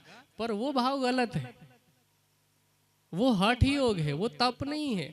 तप तो ये है कि यदि हमें परमात्मा को पाने के मार्ग में ये चीजें जो मैंने आपको बताई, सर्दी गर्मी शीत वर्षा इत्यादि बाधा आती है, तो उन सबको सहन करना, मान अपमान लाभ हानि को सहन करना, वो तप है। ये पहला अर्थ। दूसरा ऋतम तपः। एक तो द्वंद्वम सहनम तपः, दूसरा है ऋतम तपः। ऋतम तपः का मतलब क्या है? ऋत कहते हैं परम सत्य। तो उस परम सत्य परमात्मा को जानना तप है। तीसरा है दमम तपह, इंद्रियों का दमन करना। इंद्रियों का दमन करने का मतलब हमारी 5 ज्ञानेंद्रियां हैं। 5 ज्ञानेंद्रिय के विषय हैं शब्द, स्पर्श, रूप, रस, गंध। अर्थात हमारी जीभ को अच्छा अच्छा स्वाद चाहिए, हमारी नासिका को अच्छा अच्छा सुगंध चाहिए, अच्छे अच्छे परफ्यूम चाहिए, हमारे त्वचा को कोमल कोमल स्पर्श चाहिए, कान को मधुर संगीत चाहिए। तो इन विषयों के बंधन में हम बंधते हैं और जिसके कारण हम अपने मूल लक्ष्य से भटक जाते हैं। तो मूल लक्ष्य से भटकने से अच्छा ये है कि उनको कंट्रोल किया जाए। तो उन इंद्रियों को रोकना, जिनको कहा जाता है दमन, वो दमन है तप। तीसरा ऋतम तपह, दमम तपह। तीसरा है सत्यम तपह। चौथा सत्य का, सत्य बोलना, सत्य का पालन करना। और 5वां है स्वाध्यायस तपह, स्वाध्याय करना। अर्थात स्वाध्याय किसे कहते हैं? सत धर्म ग्रंथों का अध्ययन करना स्वाध्याय है। हम अपने बच्चों को कॉन्वेंट स्कूल में भेजते हैं, सीबीएसई पैटर्न में, आईसीएसई पैटर्न में पढ़ाते हैं या भिन्न भिन्न मीडियम में पढ़ाते हैं, लेकिन वास्तविक स्वाध्याय के विषय में नहीं बताते। न हमने कभी वाणी पढ़ने के लिए बच्चों को प्रेरित किया, न कभी हम अपने आप को हिंदू तो कहलाते हैं, कभी हमने बच्चों को ये नहीं कहा कि बच्चों गीता का 2 श्लोक याद करके देख लो, या महाभारत, या फिर कोई भी धर्म ग्रंथ। वास्तव में उन धर्म ग्रंथों को पढ़ना, वेद, उपनिषद, दर्शन को, वाणी को पढ़ना, ये स्वाध्याय कहलाता है, ये भी तप है। तो ये सभी परमात्मा को पाने के मार्ग में सहायक सिद्ध होंगे। ऐसा नहीं कि केवल इन चीजों से प्राप्त हो सकते हैं, पर ये चीजें सहायक होती हैं। और क्या हो गया? जप, तप, व्रत। व्रत किसे कहते हैं? व्रत का अर्थ होता है किसी भी अच्छे काम को करने के लिए जो हम दृढ़ संकल्प करते हैं। व्रतेन दीक्षाम आपनोति, जो किया गया दृढ़ संकल्प है, उस दृढ़ संकल्प के द्वारा हमें ज्ञान की प्राप्ति होती है। अब हमने ये लक्ष्य बनाया कि परमात्मा को पाना है, बाधाएं तो आएंगी ना, बाधाएं आएंगी, माया आएगी। और जब बाधाएं आए तो उस समय ये कहते हुए दृढ़ रहना। एक किसी कवि ने कहा कि बाधाएं कब बांध सकी है आगे बढ़ने वालों को, विपदाएं कब रोक सकी है मरकर जीने वालों को। तो इस तरह से दृढ़ रहना, इसको कहते हैं व्रत। और आपने जिन्होंने भी ये प्रश्न लिखा है, उसका भाव यहाँ व्रत का मतलब भूखा रहने से है। जैसे नवरात्रि में व्रत करते हैं ना, उससे है। लेकिन मैं व्रत का वास्तविक अर्थ बता रहा हूँ। जो भूखा रहा जाता है किसी के नाम पर, जैसे सोमवार को शिव जी के नाम पर भूखा रहते हैं, शनिवार को शनिदेव के नाम पर, मंगलवार को जहाँ तक मुझे लगता है हनुमान जी के नाम पर करते हैं। तो भिन्न भिन्न देवी देवताओं के नाम पर जो भूखा रहते हैं उसको कहते हैं उपवास। क्या कहते हैं? उपवास है। वो व्रत नहीं होता है। व्रत का तो अर्थ मैंने आपको बता दिया। अब क्योंकि प्रश्न का भाव वो था, इसलिए मैं उसका भी अर्थ बता देता हूं कि उपवास क्या होता है। देखिए, उपवास की जो आवश्यकता है, मेडिकल टर्म में मैं आपको बता रहा हूं, थोड़ा स्वास्थ्य को ध्यान में दे करके। जैसे हमारा फोन है, जब हैंग होने लगता है तो हम अपने फोन को रीसेट करते हैं। इसी तरह से शरीर जब हैंग होने लग जाए तो उसको भी रीसेट किया जाता है उपवास के द्वारा। क्योंकि हमारा जो शरीर का इंजन है वो है पेट। शरीर में जितने भी प्रकार की बुराइयां हैं वो पेट से शुरू होते हैं। आयुर्वेद का कथन है सर्वे दोषा मलाश्रया, जो मलाशय है उससे सारे दोष शुरू होते हैं। तो अब हम क्या करते हैं सामान्य रूप में कि सुबह खाया तो कम से कम 6 घंटे का समय लगता है पचने के लिए, लेकिन 4 घंटे बाद हम फिर से डाल देते हैं। फिर अब पहले के 2 घंटे का बचा है, फिर 4 घंटे के बाद डाल देते हैं। अब रात को थोड़ा बहुत आराम चाहिए होता है, उस समय और ज़्यादा डाल देते हैं, और फिर हम मस्त सो जाते हैं। और ये बेचारा मेहनत करता रहता है, हम सोते हैं। ठीक है, तो हफ्ते में या 15 दिन में 1 दिन के लिए हमें उपवास रखना चाहिए।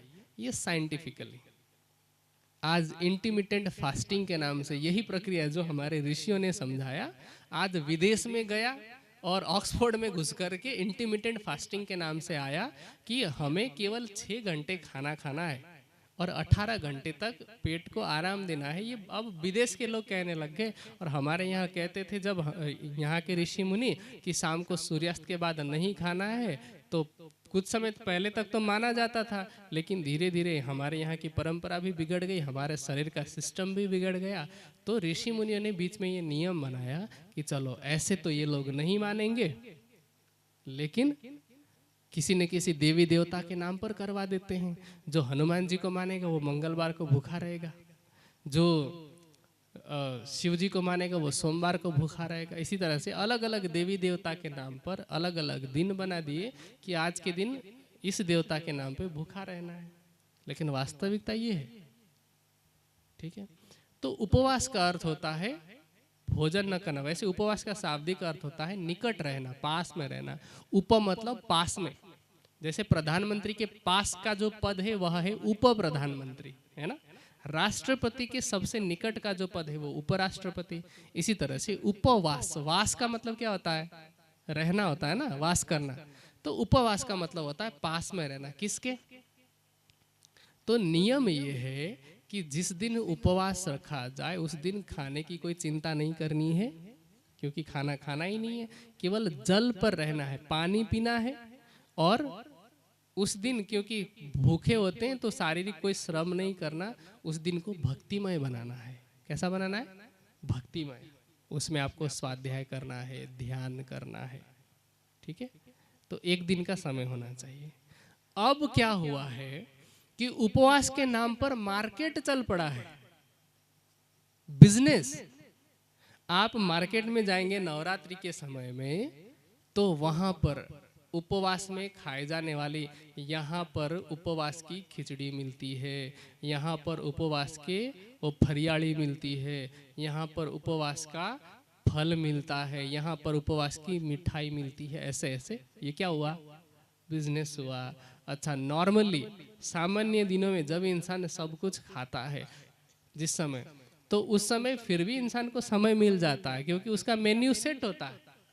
लेकिन जिस दिन उपवास होता है उस दिन उसका ज्यादा ध्यान खाने की तरफ होता है कि मेरे पास क्या क्या विकल्प है, ये हाँ खा सकता हूँ, ये भी खा सकता हूँ, ये भी खा सकता हूँ, वो भी खा सकता हूँ। जब भाई खाना ही था तो उपवास का नाटक क्यों?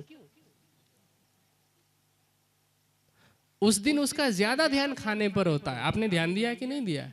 किसी दिन करके देखिए, जैसे आज मार्केट में चल रहा है वैसे करके देखिए, तो आपका ज्यादा ध्यान खाने में होगा। जबकि होना ये चाहिए था कि उस दिन जिसकी आप आराधना करते हैं उसके पास बैठिए, मंदिर में बैठिए, या फिर आप धर्म ग्रंथ खोल करके बैठिए, पढ़िए और ज्यादा से ज्यादा समय दीजिए भक्ति में। उपवास, पास में रहिए। किसके? परमात्मा के। और हम ज़्यादा पास में रहते हैं खाने के, कि आज उपवास के दिन है तो आज हम साबूदाने की खिचड़ी खा सकते हैं, आज हम साबूदाने के पकोड़े खा सकते हैं, आज हम साबूदाने का ये खा सकते हैं, वो खा सकते हैं। तो खाने की चीज़ों का विकल्प ढूंढने में हमारा ज़्यादा समय लगता है। ऐसे उपवास से परमात्मा नहीं मिलते। हाँ, व्रत जो है वो सहायक होता है, लेकिन व्रत का अर्थ मैंने बताया दृढ़ संकल्प। ठीक है, तो ये व्रत, तप और जप जो है वो साधना है। ठीक है, यहाँ साधना शब्द है ना, ये साधना कोई अलग से नहीं है, साधन जो है वो ये सभी आ जाते हैं उसमें। और उपासना का मतलब भक्ति है। ठीक है, तो यदि हम सही तरीके से करेंगे तो उपासना कौन सी? प्रेम लक्षणा भक्ति की उपासना। एक परमात्मा की पहचान करते हुए उससे प्रेम करना। और कैसे प्रेम करना? एक पतिव्रता स्त्री की तरह। वाणी कहती है, पतिव्रता पणे सेविये न थइये वेश्या जेम, एक मेली ने अनेक कीजे तेणी थाय धनीवट केम। पतिव्रता के एक पति होता है ना, तो हमारी आत्मा का भी पति कितने होंगे? एक ही होंगे। यदि आप उसको भी खुश रखना चाहते हैं, इसको भी खुश रखना चाहते हैं, तो ये पतिव्रता साधन नहीं है। और वेद क्या कहता है? चलिए, वेद में मैं थोड़ा बाद में आता हूँ, थोड़ा आपको कठिन पड़ जाएगा। गीता में कृष्ण जी ने अर्जुन को कहा कि हे अर्जुन, अव्यभिचारिणी भक्ति से तू परमात्मा को पा सकता है। अव्यभिचारिणी, व्यभिचारी किसको कहते हैं पता है ना? व्यभिचारिणी का मतलब है कि जो स्त्री एक पति के जैसा ही संबंध अनेक स्त्रियों अनेक पुरुषों के साथ रखती है उसको व्यभिचारिणी कहा जाता है, और जो पुरुष ऐसा करता है तो व्यभिचारी कहा जाता है। और भक्ति कैसी होनी चाहिए? अव्यभिचारिणी भक्ति। और हम हमारे भारतवर्ष में या जहाँ कहीं भी हिंदू रहते हैं, वो गीता को कहते हैं कि हम गीता को तो मानते हैं, लेकिन गीता को मानते हैं अगर तो फिर व्यभिचारी की तरह क्यों करते हैं कि इस मंदिर में भी जाना है, उस मंदिर में भी जाना है, इसको भी रिझाना है, उसको भी रिझाना है, उसका भी व्रत करना है, इसका भी व्रत करना है। हमें किसकी भक्ति करनी है? एक परमात्मा की। इसीलिए कृष्ण जी ने कहा पुरुषः स परः पार्थ भक्त्या लभ्यस्तु अनन्य। हे अर्जुन, उस उत्तम पुरुष परमात्मा को तो अनन्य भक्ति के द्वारा पाया जा सकता है। अनन्य भक्ति का मतलब एक के अलावा अन्य किसी की उपासना नहीं। और मैं वापस वेद में आता हूँ। वेद में क्या कहा? इमाम खनाम योषधिम बीरुधाम बलवत्तमाम यया स पत्नीम बाधते यया स विंध्यते पतिम। वेद का कथन है, वेद में आत्मा की पुकार है कि इस ब्रह्मज्ञान रूपी औषधि को खोज करके मैं उस परमात्मा का पति के रूप में वर्ण करती हूँ। तो इस प्रकार की भक्ति से, इस प्रकार की उपासना से हम परमात्मा को प्राप्त कर सकते हैं। तो आपने जप के विषय में सुना है कि जप कैसा होना चाहिए, कितने समय तक होना चाहिए। तप क्या की परिभाषा सुनी कि तप कौन कौन से हैं, तप हमारे लिए कैसे सहायक होते हैं, और साधना कैसी होनी चाहिए, व्रत कैसा होना चाहिए। अब वो आप स्वयं निर्णय ले लीजिए कि हमें किसे पकड़ना है। आगे का प्रश्न है, ब्रह्मांड कैसे बनता है और उसका लय कैसे होता है? वैसे तो ये पहले ही आ चुका है संक्षेप में। देखिए, पूरी व्याख्या अगर मैं करूँगा तो बहुत अधिक साइंटिफिक है ये, ठीक है। साइंस, उपनिषद और सांख्य दर्शन, सांख्य और वैशेषिक दर्शन, ये सभी इसमें आ जाएंगे और मुझे लगता है कि आप लोग नहीं समझ पाएंगे, ठीक है। हाँ, यदि आपको फिर भी समझने की इच्छा है तो एक साहित्य है ब्रह्मांड रहस्य, उसको आप एक बार लेकर के देख लीजिए। संक्षेप में मैं सिर्फ इतना कहूँगा कि जैसे मैंने पहले ही कहा, क्षर, अक्षर और अक्षराती तीन पुरुष हैं। अक्षर ब्रह्म के मन से, अक्षर ब्रह्म के मन के संकल्प से आदि नारायण की उत्पत्ति होती है। उनके मन के संकल्प की एको अहम बहुश्याम, कि मैं एक हूँ बहुत हो जाऊं, उनसे जीवों की सृष्टि होती है, ठीक है। अब सबसे पहले उत्पत्ति होती है मूल जो प्रकृति है, मूल प्रकृति की तो उत्पत्ति नहीं होती है, मूल प्रकृति से मोह तत्व की उत्पत्ति होती है, ठीक है। मोह तत्व से तीन गुणों की उत्पत्ति होती है। तीन गुण कौन कौन से? सत्व, रज और तम। सत्व, रज और तम की जो साम्यावस्था है उसको कहा जाता है प्रकृति, जिसको हम कारण प्रकृति कहते हैं या व्यक्त प्रकृति कहते हैं। कारण प्रकृति से अब क्या हो गया? सत्व रज तमसम साम्य अवस्था प्रकृति। प्रकृतिर महान महतो अहंकार, प्रकृति से महतत्व की उत्पत्ति होती है, उससे अहंकार की उत्पत्ति होती है, और अहंकार से अब पांच तन्मात्राओं की उत्पत्ति होती है, जिसको हम कहते हैं, जिसको हम पांच स्थूल भूत के रूप में जानते हैं। सबसे पहले आकाश, फिर आकाश से वायु के परमाणु, फिर वायु से अग्नि, अग्नि से जल और जल से पृथ्वी तत्व। इस तरह से एक के बाद एक तत्वों की उत्पत्ति होती है। ये मैंने उपनिषद के आधार पर और दर्शन के आधार पर बताया। अब इसी को साइंटिफिकली अगर देखना हो तो परमाणु, जैसे बिग बैंग थियरी की बात हम करते हैं। बिग बैंग थियरी का मतलब जो विस्फोट हुआ सबसे पहले और फिर वहाँ से परमाणुओं की उत्पत्ति शुरू हुई। जब परमाणु की जो संख्या है, या जब एक परमाणु रहता है, उस परमाणु संख्या एक को हम हाइड्रोजन कहते हैं। जब परमाणुओं में फिर समय के अंतराल में विक्षोभ होता रहता है, विघटन होता रहता है, तो एक परमाणु से दूसरे परमाणु, इस तरह से परमाणु की जो सघनता है वो बढ़ती जाती है। तो hydrogen, helium, lithium, beryllium, boron, carbon, nitrogen, इस तरह से एक के बाद एक तत्वों की जो संख्या है वो बनती जाती है, सघनता बढ़ती जाती है, और उस सघनता के आधार पर ही इतने लंबे समय के अंतराल में ये जो सृष्टि यहाँ तक पहुँची है, मैंने पहले भी आपको बताया, 1,96,08,53,124 वर्ष व्यतीत हुए। तो लंबे समय तक तो इस सृष्टि को या इस संसार को मानव की सृष्टि होने के लायक बनने में लगा, और जब लायक बना उसके बाद प्राणियों की सृष्टि हुई है। तो ये मैंने आपको संक्षेप में बताया। मुझे पता है कि आपके ऊपर ऊपर से ये उड़ गया है। हाँ, गहराई से यदि आपको समझना है शांति से, क्योंकि ये हड़बड़ी का विषय भी नहीं है और ये सार्वजनिक विषय भी नहीं है कि हर कोई इसे समझ पाए। इसे समझने के लिए आपको 3 चीज़ों का ज्ञान होना आवश्यक है।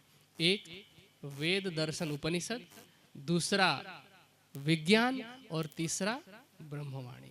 और ब्रह्मांड रहस्य नामक एक किताब है जिसमें इन तीनों का सार, वाणी, वैदिक दर्शन और भौतिक विज्ञान, तीनों का आधार लेकर के उस ग्रंथ को लिखा गया है। और साथ में सत्यांजलि भी एक ग्रंथ है, उसे भी आप पढ़ सकते हैं।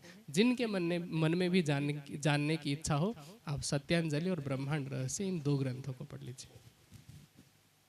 आगे का प्रश्न है, सभी देवी देवता किनका ध्यान करते हैं और उनके साथ ही उनको बनाने वाला कौन है?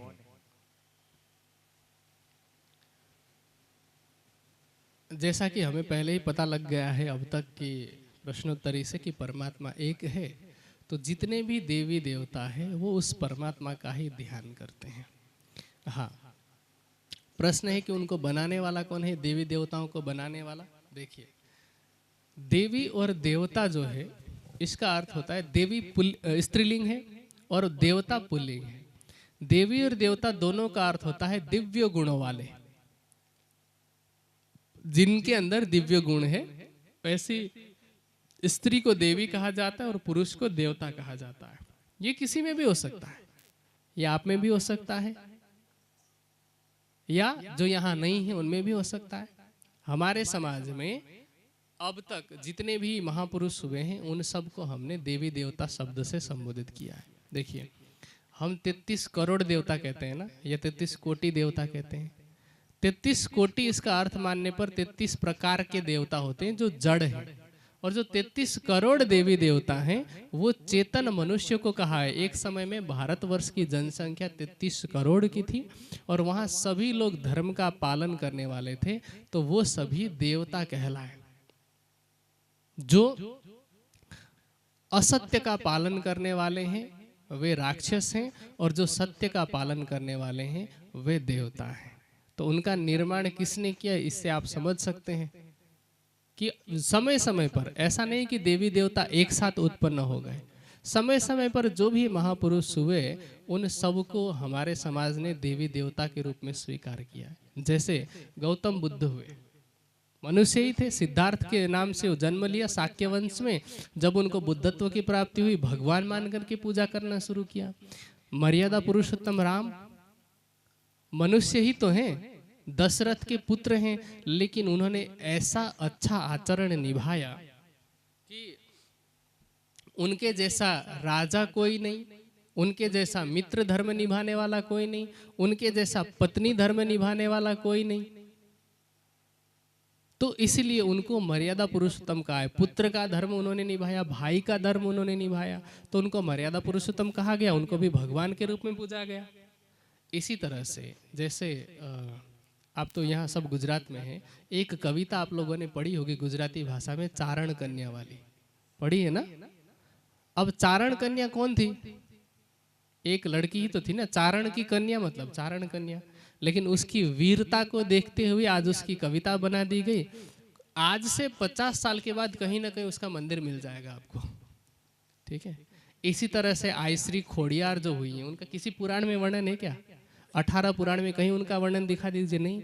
लेकिन किसी समय में वो इसी समाज में, गुजरात में कहीं पर उन्होंने कुछ किसी वीरता का काम किया होगा, तो उनको देवी की संज्ञा दी गई। जैसे तुलजा देवी है, या फिर आप उत्तर भारत में जाएंगे तो वहाँ पर मनसा देवी के नाम से है। तो ये सभी देवियाँ कैसी हैं? अपने समय में उन्होंने समाज को किसी प्रकार का मार्गदर्शन दिया होगा, समाज का कल्याण किया होगा, तो उनको देवी या फिर इसी तरह के पुरुषों को देवता कहा जाता है, ठीक है। हाँ, गणेश जी हैं, हनुमान जी हैं, या अन्य जितने देवी देवता जिनका वर्णन पुराणों में है, तो वो भी सृष्टि में समय समय पर बने हैं और वो सभी उस परमात्मा का ही ध्यान करते हैं, जिनके विषय में हम पहले भी वर्णन कर चुके हैं। आगे का जो प्रश्न है वो संक्षिप्त हो चुका है। क्षर, अक्षर, अक्षरातीत में क्या फर्क है, उनका अर्थ हो चुका है। हाँ, ये हो गया। अगला अगला प्रश्न कर लेते हैं। अगला प्रश्न है कि व्यसनों, अंधश्रद्धा और कुरीतियों से कैसे मुक्त हो सकते हैं हम। व्यसन, अंधश्रद्धा और कुरीतियों से हम कैसे मुक्त हो सकते हैं। देखिए, व्यसन का जो शाब्दिक अर्थ है वो है नशा, है ना। नशा किस चीज का है इस पर निर्भर करता है। यदि किसी को पढ़ने का नशा हो जाए तो वो सही दिशा में चला जाता है। किसी को के अंदर यदि सेवा का नशा चढ़ जाए, भक्ति का नशा चढ़ जाए, परमात्मा के प्रेम का रंग चढ़ जाए, उसका नशा चढ़ जाए तो जीवन का कल्याण हो जाता है। और यदि दुनिया का रंग चढ़ जाए, यदि उन दुर्व्यसनों का नशा चढ़ जाए तो नशा शब्द जो है वो नाश कर देता है। नाश करने से ही उसे नशा कहा जाता है। आयुर्वेद में एक सूत्र आता है, बुद्धि लुम्पते यद द्रव्यम मदकारी तदुच्यते। जिससे बुद्धि का नाश हो उसे नशा कहा जाता है। ठीक है। अब इस संसार में नशा विभिन्न प्रकार के हैं जिनमें लोग फंसते जा रहे हैं। जैसे शराब है, तंबाकू है, गुटखा है, और विशेष रूप से खेड़ा में खुद तंबाकू की खेती होती है। अब मैं क्या कहूँ इससे ज़्यादा, है ना। अब सोचिए, मैं किसी की बुराई नहीं कर रहा, निंदा नहीं कर रहा, लेकिन इस सत्य को स्वीकार करने की ज़रूरत है। और कड़वा सच यदि मैं यहाँ बैठ करके नहीं बताऊंगा तो फिर और किससे उम्मीद करेंगे, है ना। जो भी इस ऊपर स्थान पर बैठे उसका कर्तव्य सत्य बताना। यदि कड़वा ना हो, मीठा हो तो मीठा सच बताए, लेकिन मीठा सच ना हो तो कड़वा भी बताना मेरा फर्ज है। देखिए, ऐसा नहीं है कि यदि तंबाकू की खेती बंद हो जाए तो हम भूखे मरेंगे। जिस खेत में तंबाकू हो सकता है वहां कोई और भी खेती हो सकती है। सुंदर साथ में भी कई लोग सोचते होंगे कि चलिए हम नहीं खाते, हम तो सिर्फ खेती करते हैं।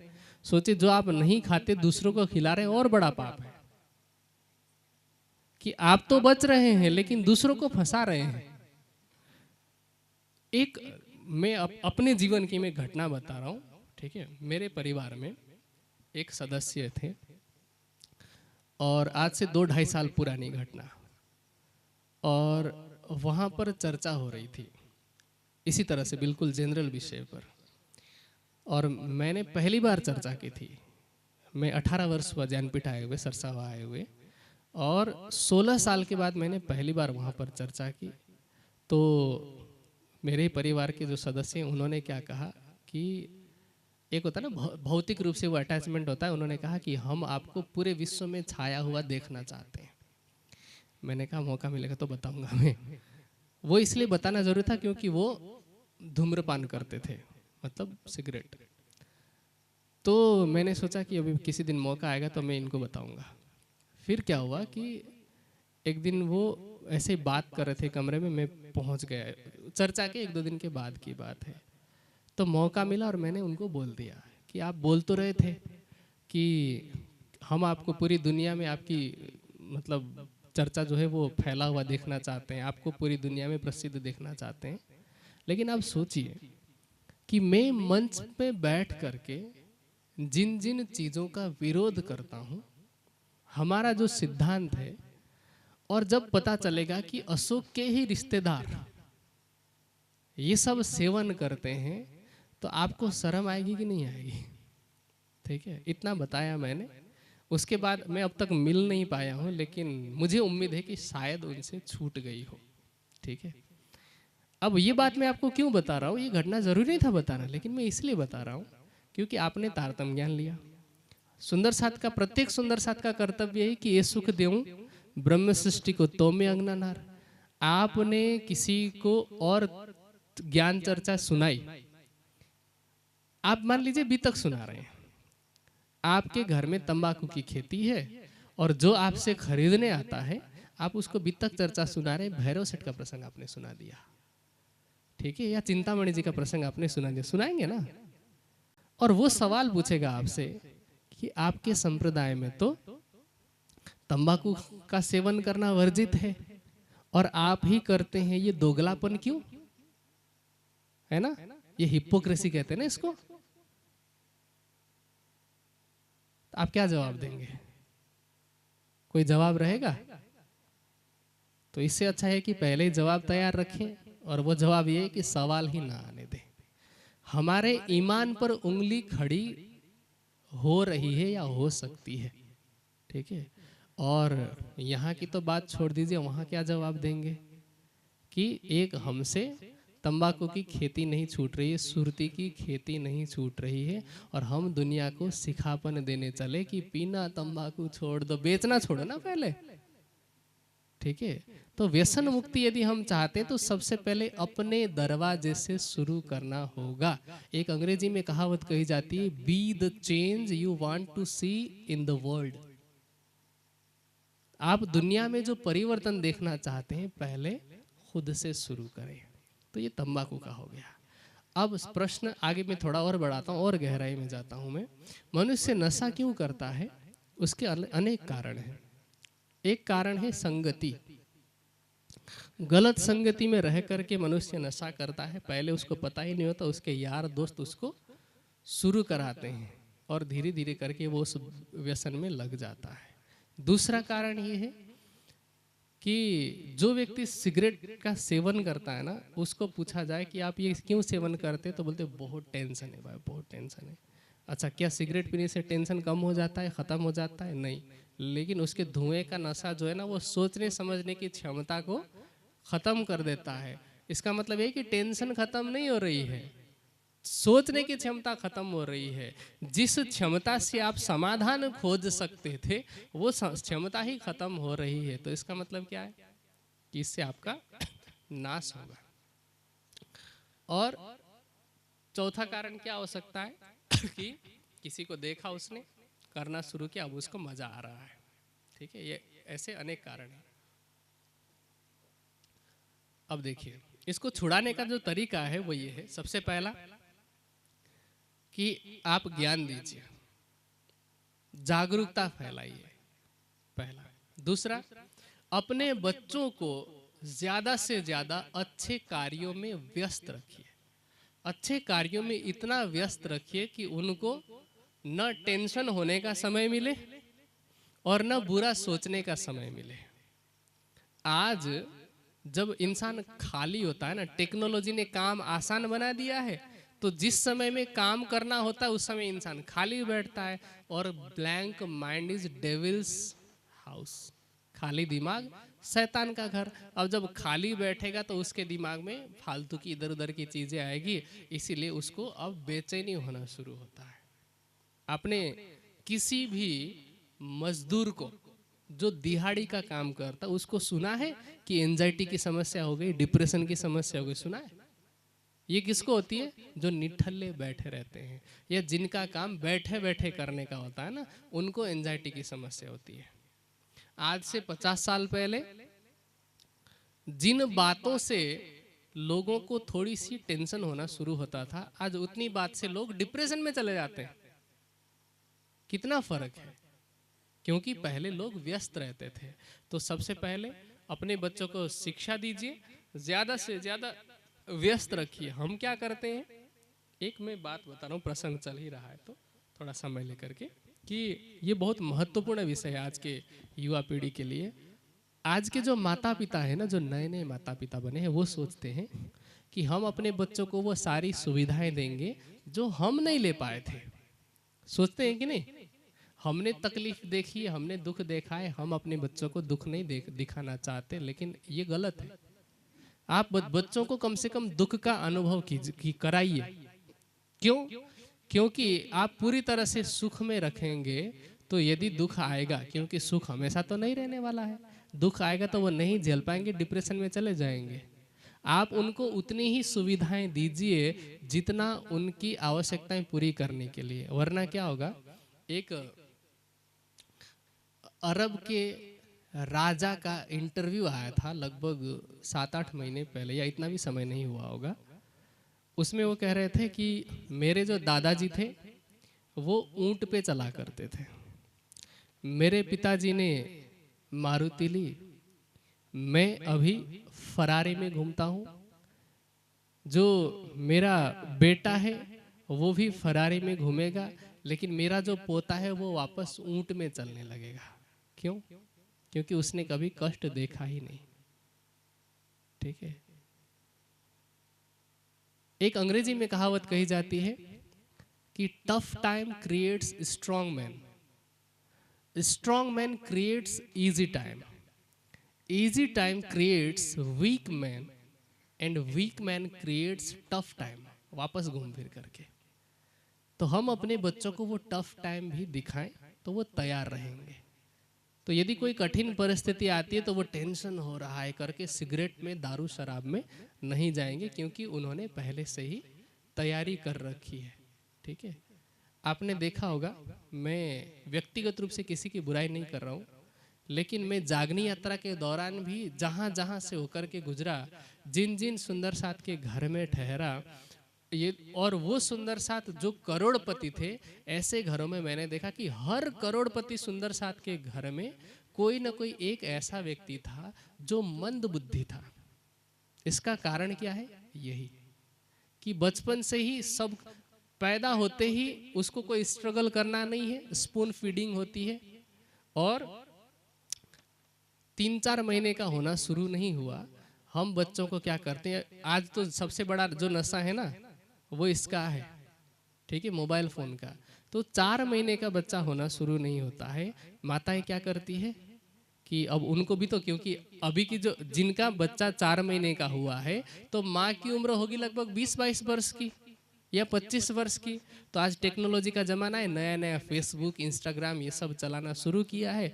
तो माता को खुद को भी टीवी सीरियल देखना है या रील्स बनाने हैं, तो माँ क्या करेगी, एक डिवाइस में बच्चे को कार्टून चालू करके दे देगी और खुद दूसरे काम में मस्त हो जाएगी।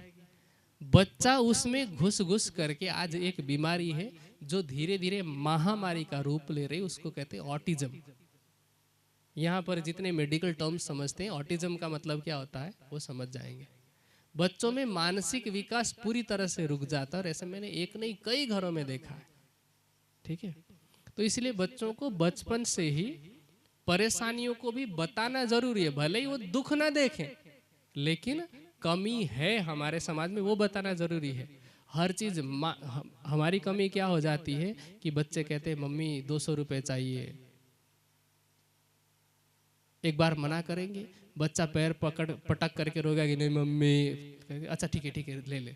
बच्चा क्या सीखेगा कि अच्छा पैर पटकने से मिल जाता है। अभी 200 रुपये मांगा है, 2-4 महीने के बाद वो 2000 मांगेगा, फिर पैर पटकेगा। अब क्योंकि आपने आदत बिगाड़ी है। ठीक है। तो अब आप कुछ नहीं कर सकते एक समय के बाद, और यदि आपने ज्यादा टाइट करना शुरू कर दिया तो क्या होगा, अब वो डिप्रेशन में चला जाएगा, क्योंकि उसे ना सुनने की आदत नहीं है। तो वो डिप्रेशन के नाम से फिर क्या करेगा, क्योंकि उसकी दोस्ती भी, क्योंकि उसके पास पहले पैसे रहे तो उसकी दोस्ती भी पैसों वाले से रही है, और उस कुसंगति में पड़ करके दुर्व्यसन शुरू हो जाता है। तो व्यसन के एक कारण नहीं है, बहुत सारे कारण हैं, और जो पेरेंट्स हैं उनको तो छोटे छोटे कारणों में ध्यान देने की जरूरत है। आप अपने बच्चों के दोस्त बनिए।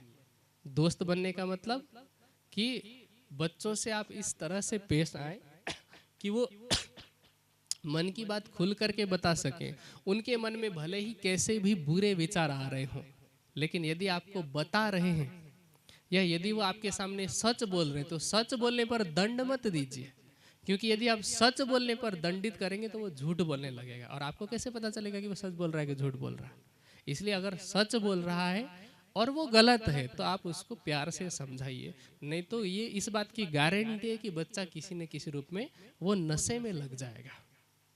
तो दुर्व्यसन को दूर करने के तरीके यही हैं कि आप बच्चों को शिक्षा दीजिए, उनको व्यस्त रखिए, उनको सेवा में लगाइए, जहाँ भी धार्मिक कार्यक्रम हो ऐसे कार्यक्रमों में लेकर के जाइए, सत्संग में लेकर के जाइए, और हाँ प्रतिदिन अपने बच्चों से योग कराइए, व्यायाम इत्यादि कराइए, खान पान बच्चों का ठीक रखिए, और बच्चे कैसे लोगों की सत्संगति में रहते हैं उनका भी ध्यान दीजिए। ये तो बच्चों के लिए। अब बड़ों के लिए, क्योंकि बड़े भी तो करते हैं ना। वैसे तो गुजरात ड्राई स्टेट कहलाता है ऑन पेपर, हाँ ऑन पेपर, नहीं तो मुझे लगता है कि जो नॉर्मल स्टेट है ना, जो ड्राई स्टेट नहीं उससे ज्यादा गुजरात गीला रहता है। ठीक है, तो सभी लोग, जो बच्चों के अलावा जो बड़े लोग नशे का सेवन करते हैं उनको भी समझाए जाने की आवश्यकता। पहले तो मूल को पकड़ें, है ना, कि कारण क्या है। कारण जानेंगे तो समाधान तक हम पहुंच पाएंगे। आज बहुत सारे सुधार गृह है, और जहां तक संभव है यदि सरकार ने कठोर नियम बनाए हैं तो नियमों का लाभ लीजिए। मैं तो यहाँ तक कहता हूँ कि यहाँ जहाँ कहीं इलीगली, मतलब अवैध तरीके से आपको पता है कि यहाँ पर बेचने का काम हो रहा है, यहाँ पर खरीदने का काम हो रहा है, तो आप सरकार का सहयोग कीजिए कि यहाँ पर ऐसा ऐसा हो रहा है। क्योंकि आज आप दूसरे के घर को जलते हुए तमाशा देखेंगे तो वो आग की लपट आपके घर में भी आ सकती है। किसी शायर ने कहा कि लगेगी आग तो आएंगे कई घर जद में, जद मतलब उसके लपेटे में, लगेगी आग तो आएंगे कई घर जद में, यहाँ पर मेरा जाति मकान थोड़ी है।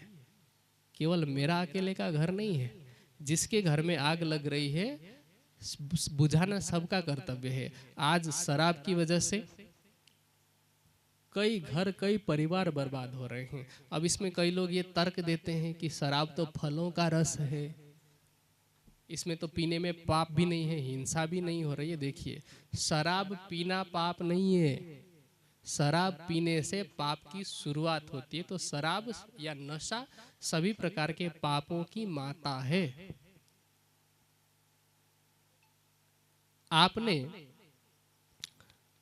कभी यदि आप जेल गए होंगे या किसी भी पुलिस से आप पूछेंगे कि आपके जेल में जितने कैदी हैं उनमें से क्या सभी लोग प्रोफेशनल अपराधी हैं, तो आपको पता चलेगा कि कम से कम 70% जो अपराधी हैं उन्होंने नशे में अपराध किया है, प्रोफेशनल वो नहीं है। और जो प्रोफेशनल होते हैं वह भी यदि किसी को मारना है या चोरी भी करना है तो वो कुछ ना कुछ नशा करके आते हैं। क्यों? क्योंकि उनको वो कहते हैं ना, नशा करने से हिम्मत मिलती, हिम्मत नहीं मिलती, बुद्धि भ्रष्ट होती है। उनको सोचने की क्षमता नहीं होती कि परिणाम क्या होगा, तो परिणाम सोचने की क्षमता खत्म हो जाने को वो कहते हैं हिम्मत आ जाना। यदि शराब पीने से हिम्मत आती तो महाभारत या रामायण जैसे युद्ध करने से पहले राम भी दारू पी के जाते कि रावण से युद्ध करने की हिम्मत आएगी? नहीं, उसे हिम्मत नहीं कहते। जो ये लोग कर रहे हैं वो मूर्खता है, बेवकूफ़ी है। तो इन सब कारणों को समझना है और निवारण करना है। और क्या था आगे प्रश्न? हाँ, अंधश्रद्धा। अंधश्रद्धा क्या है? पहले तो एक पीढ़ी का पाखंड दूसरे पीढ़ी की परंपरा बनती है, यह अंधश्रद्धा है। श्रद्धा और अंधश्रद्धा में कितना फर्क है? जान करके, पहचान करके, समझ करके यदि हम कोई काम करते हैं तो वो श्रद्धा है। और अंधश्रद्धा का मतलब कि हमारे गुरुजी ने कह दिया तो सही ही होगा, मैं 10 वर्ष से मान रहा हूँ, ये मेरे दादा परदादा मानते आ रहे थे तो सही ही होगा, ऐसा समझना अंधश्रद्धा है, क्योंकि वो अंधे की तरह है। इसको मैं एक दृष्टांत से समझाता हूँ कि एक पुजारी थे, उनकी पत्नी मर गई।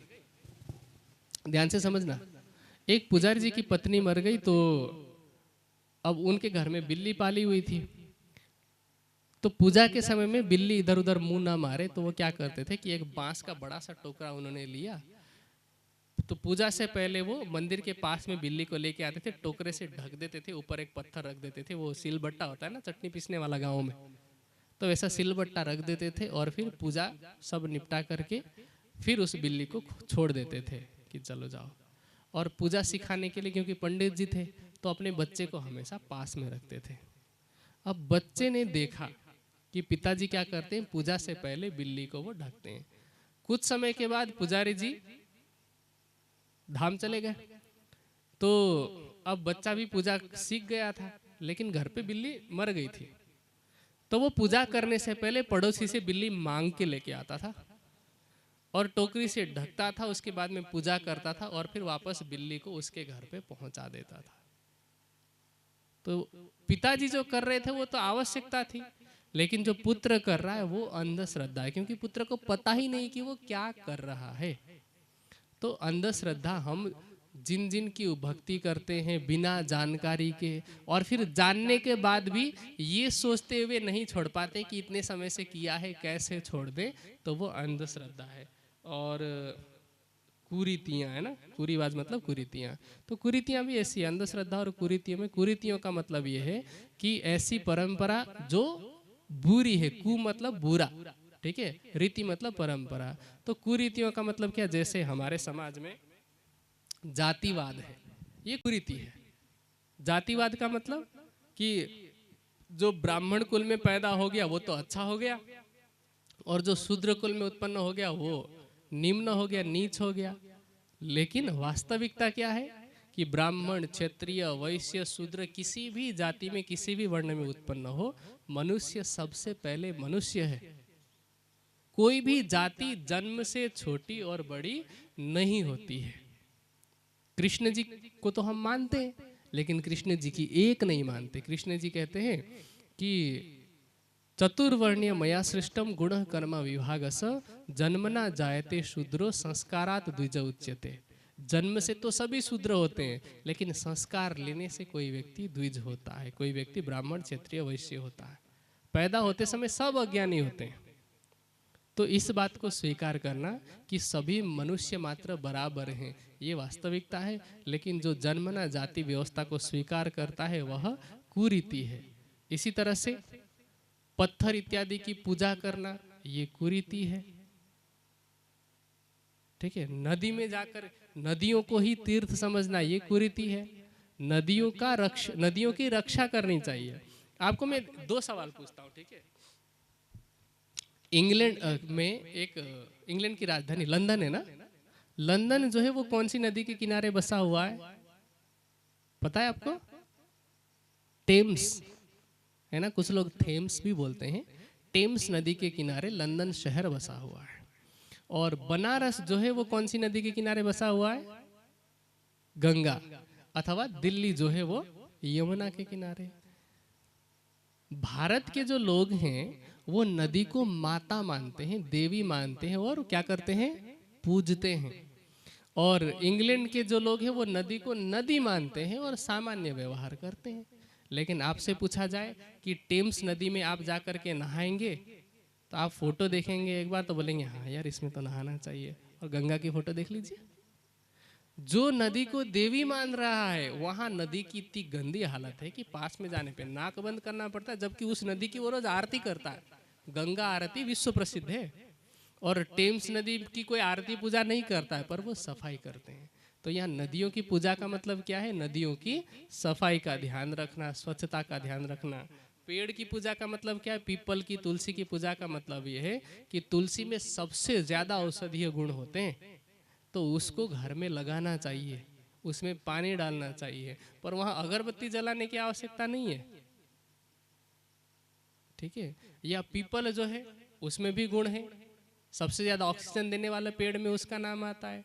हम क्या करते हैं? पीपल के पेड़ में धागा बांधते हैं। धागा बांधने से पेड़ की वृद्धि रुक जाती है, नुकसान होता है। धागा नहीं बांधना चाहिए, उसको पानी देना चाहिए, ठीक है। तो बिना सोचे समझे जो हम अनुसरण करते हैं वो कुरीति है।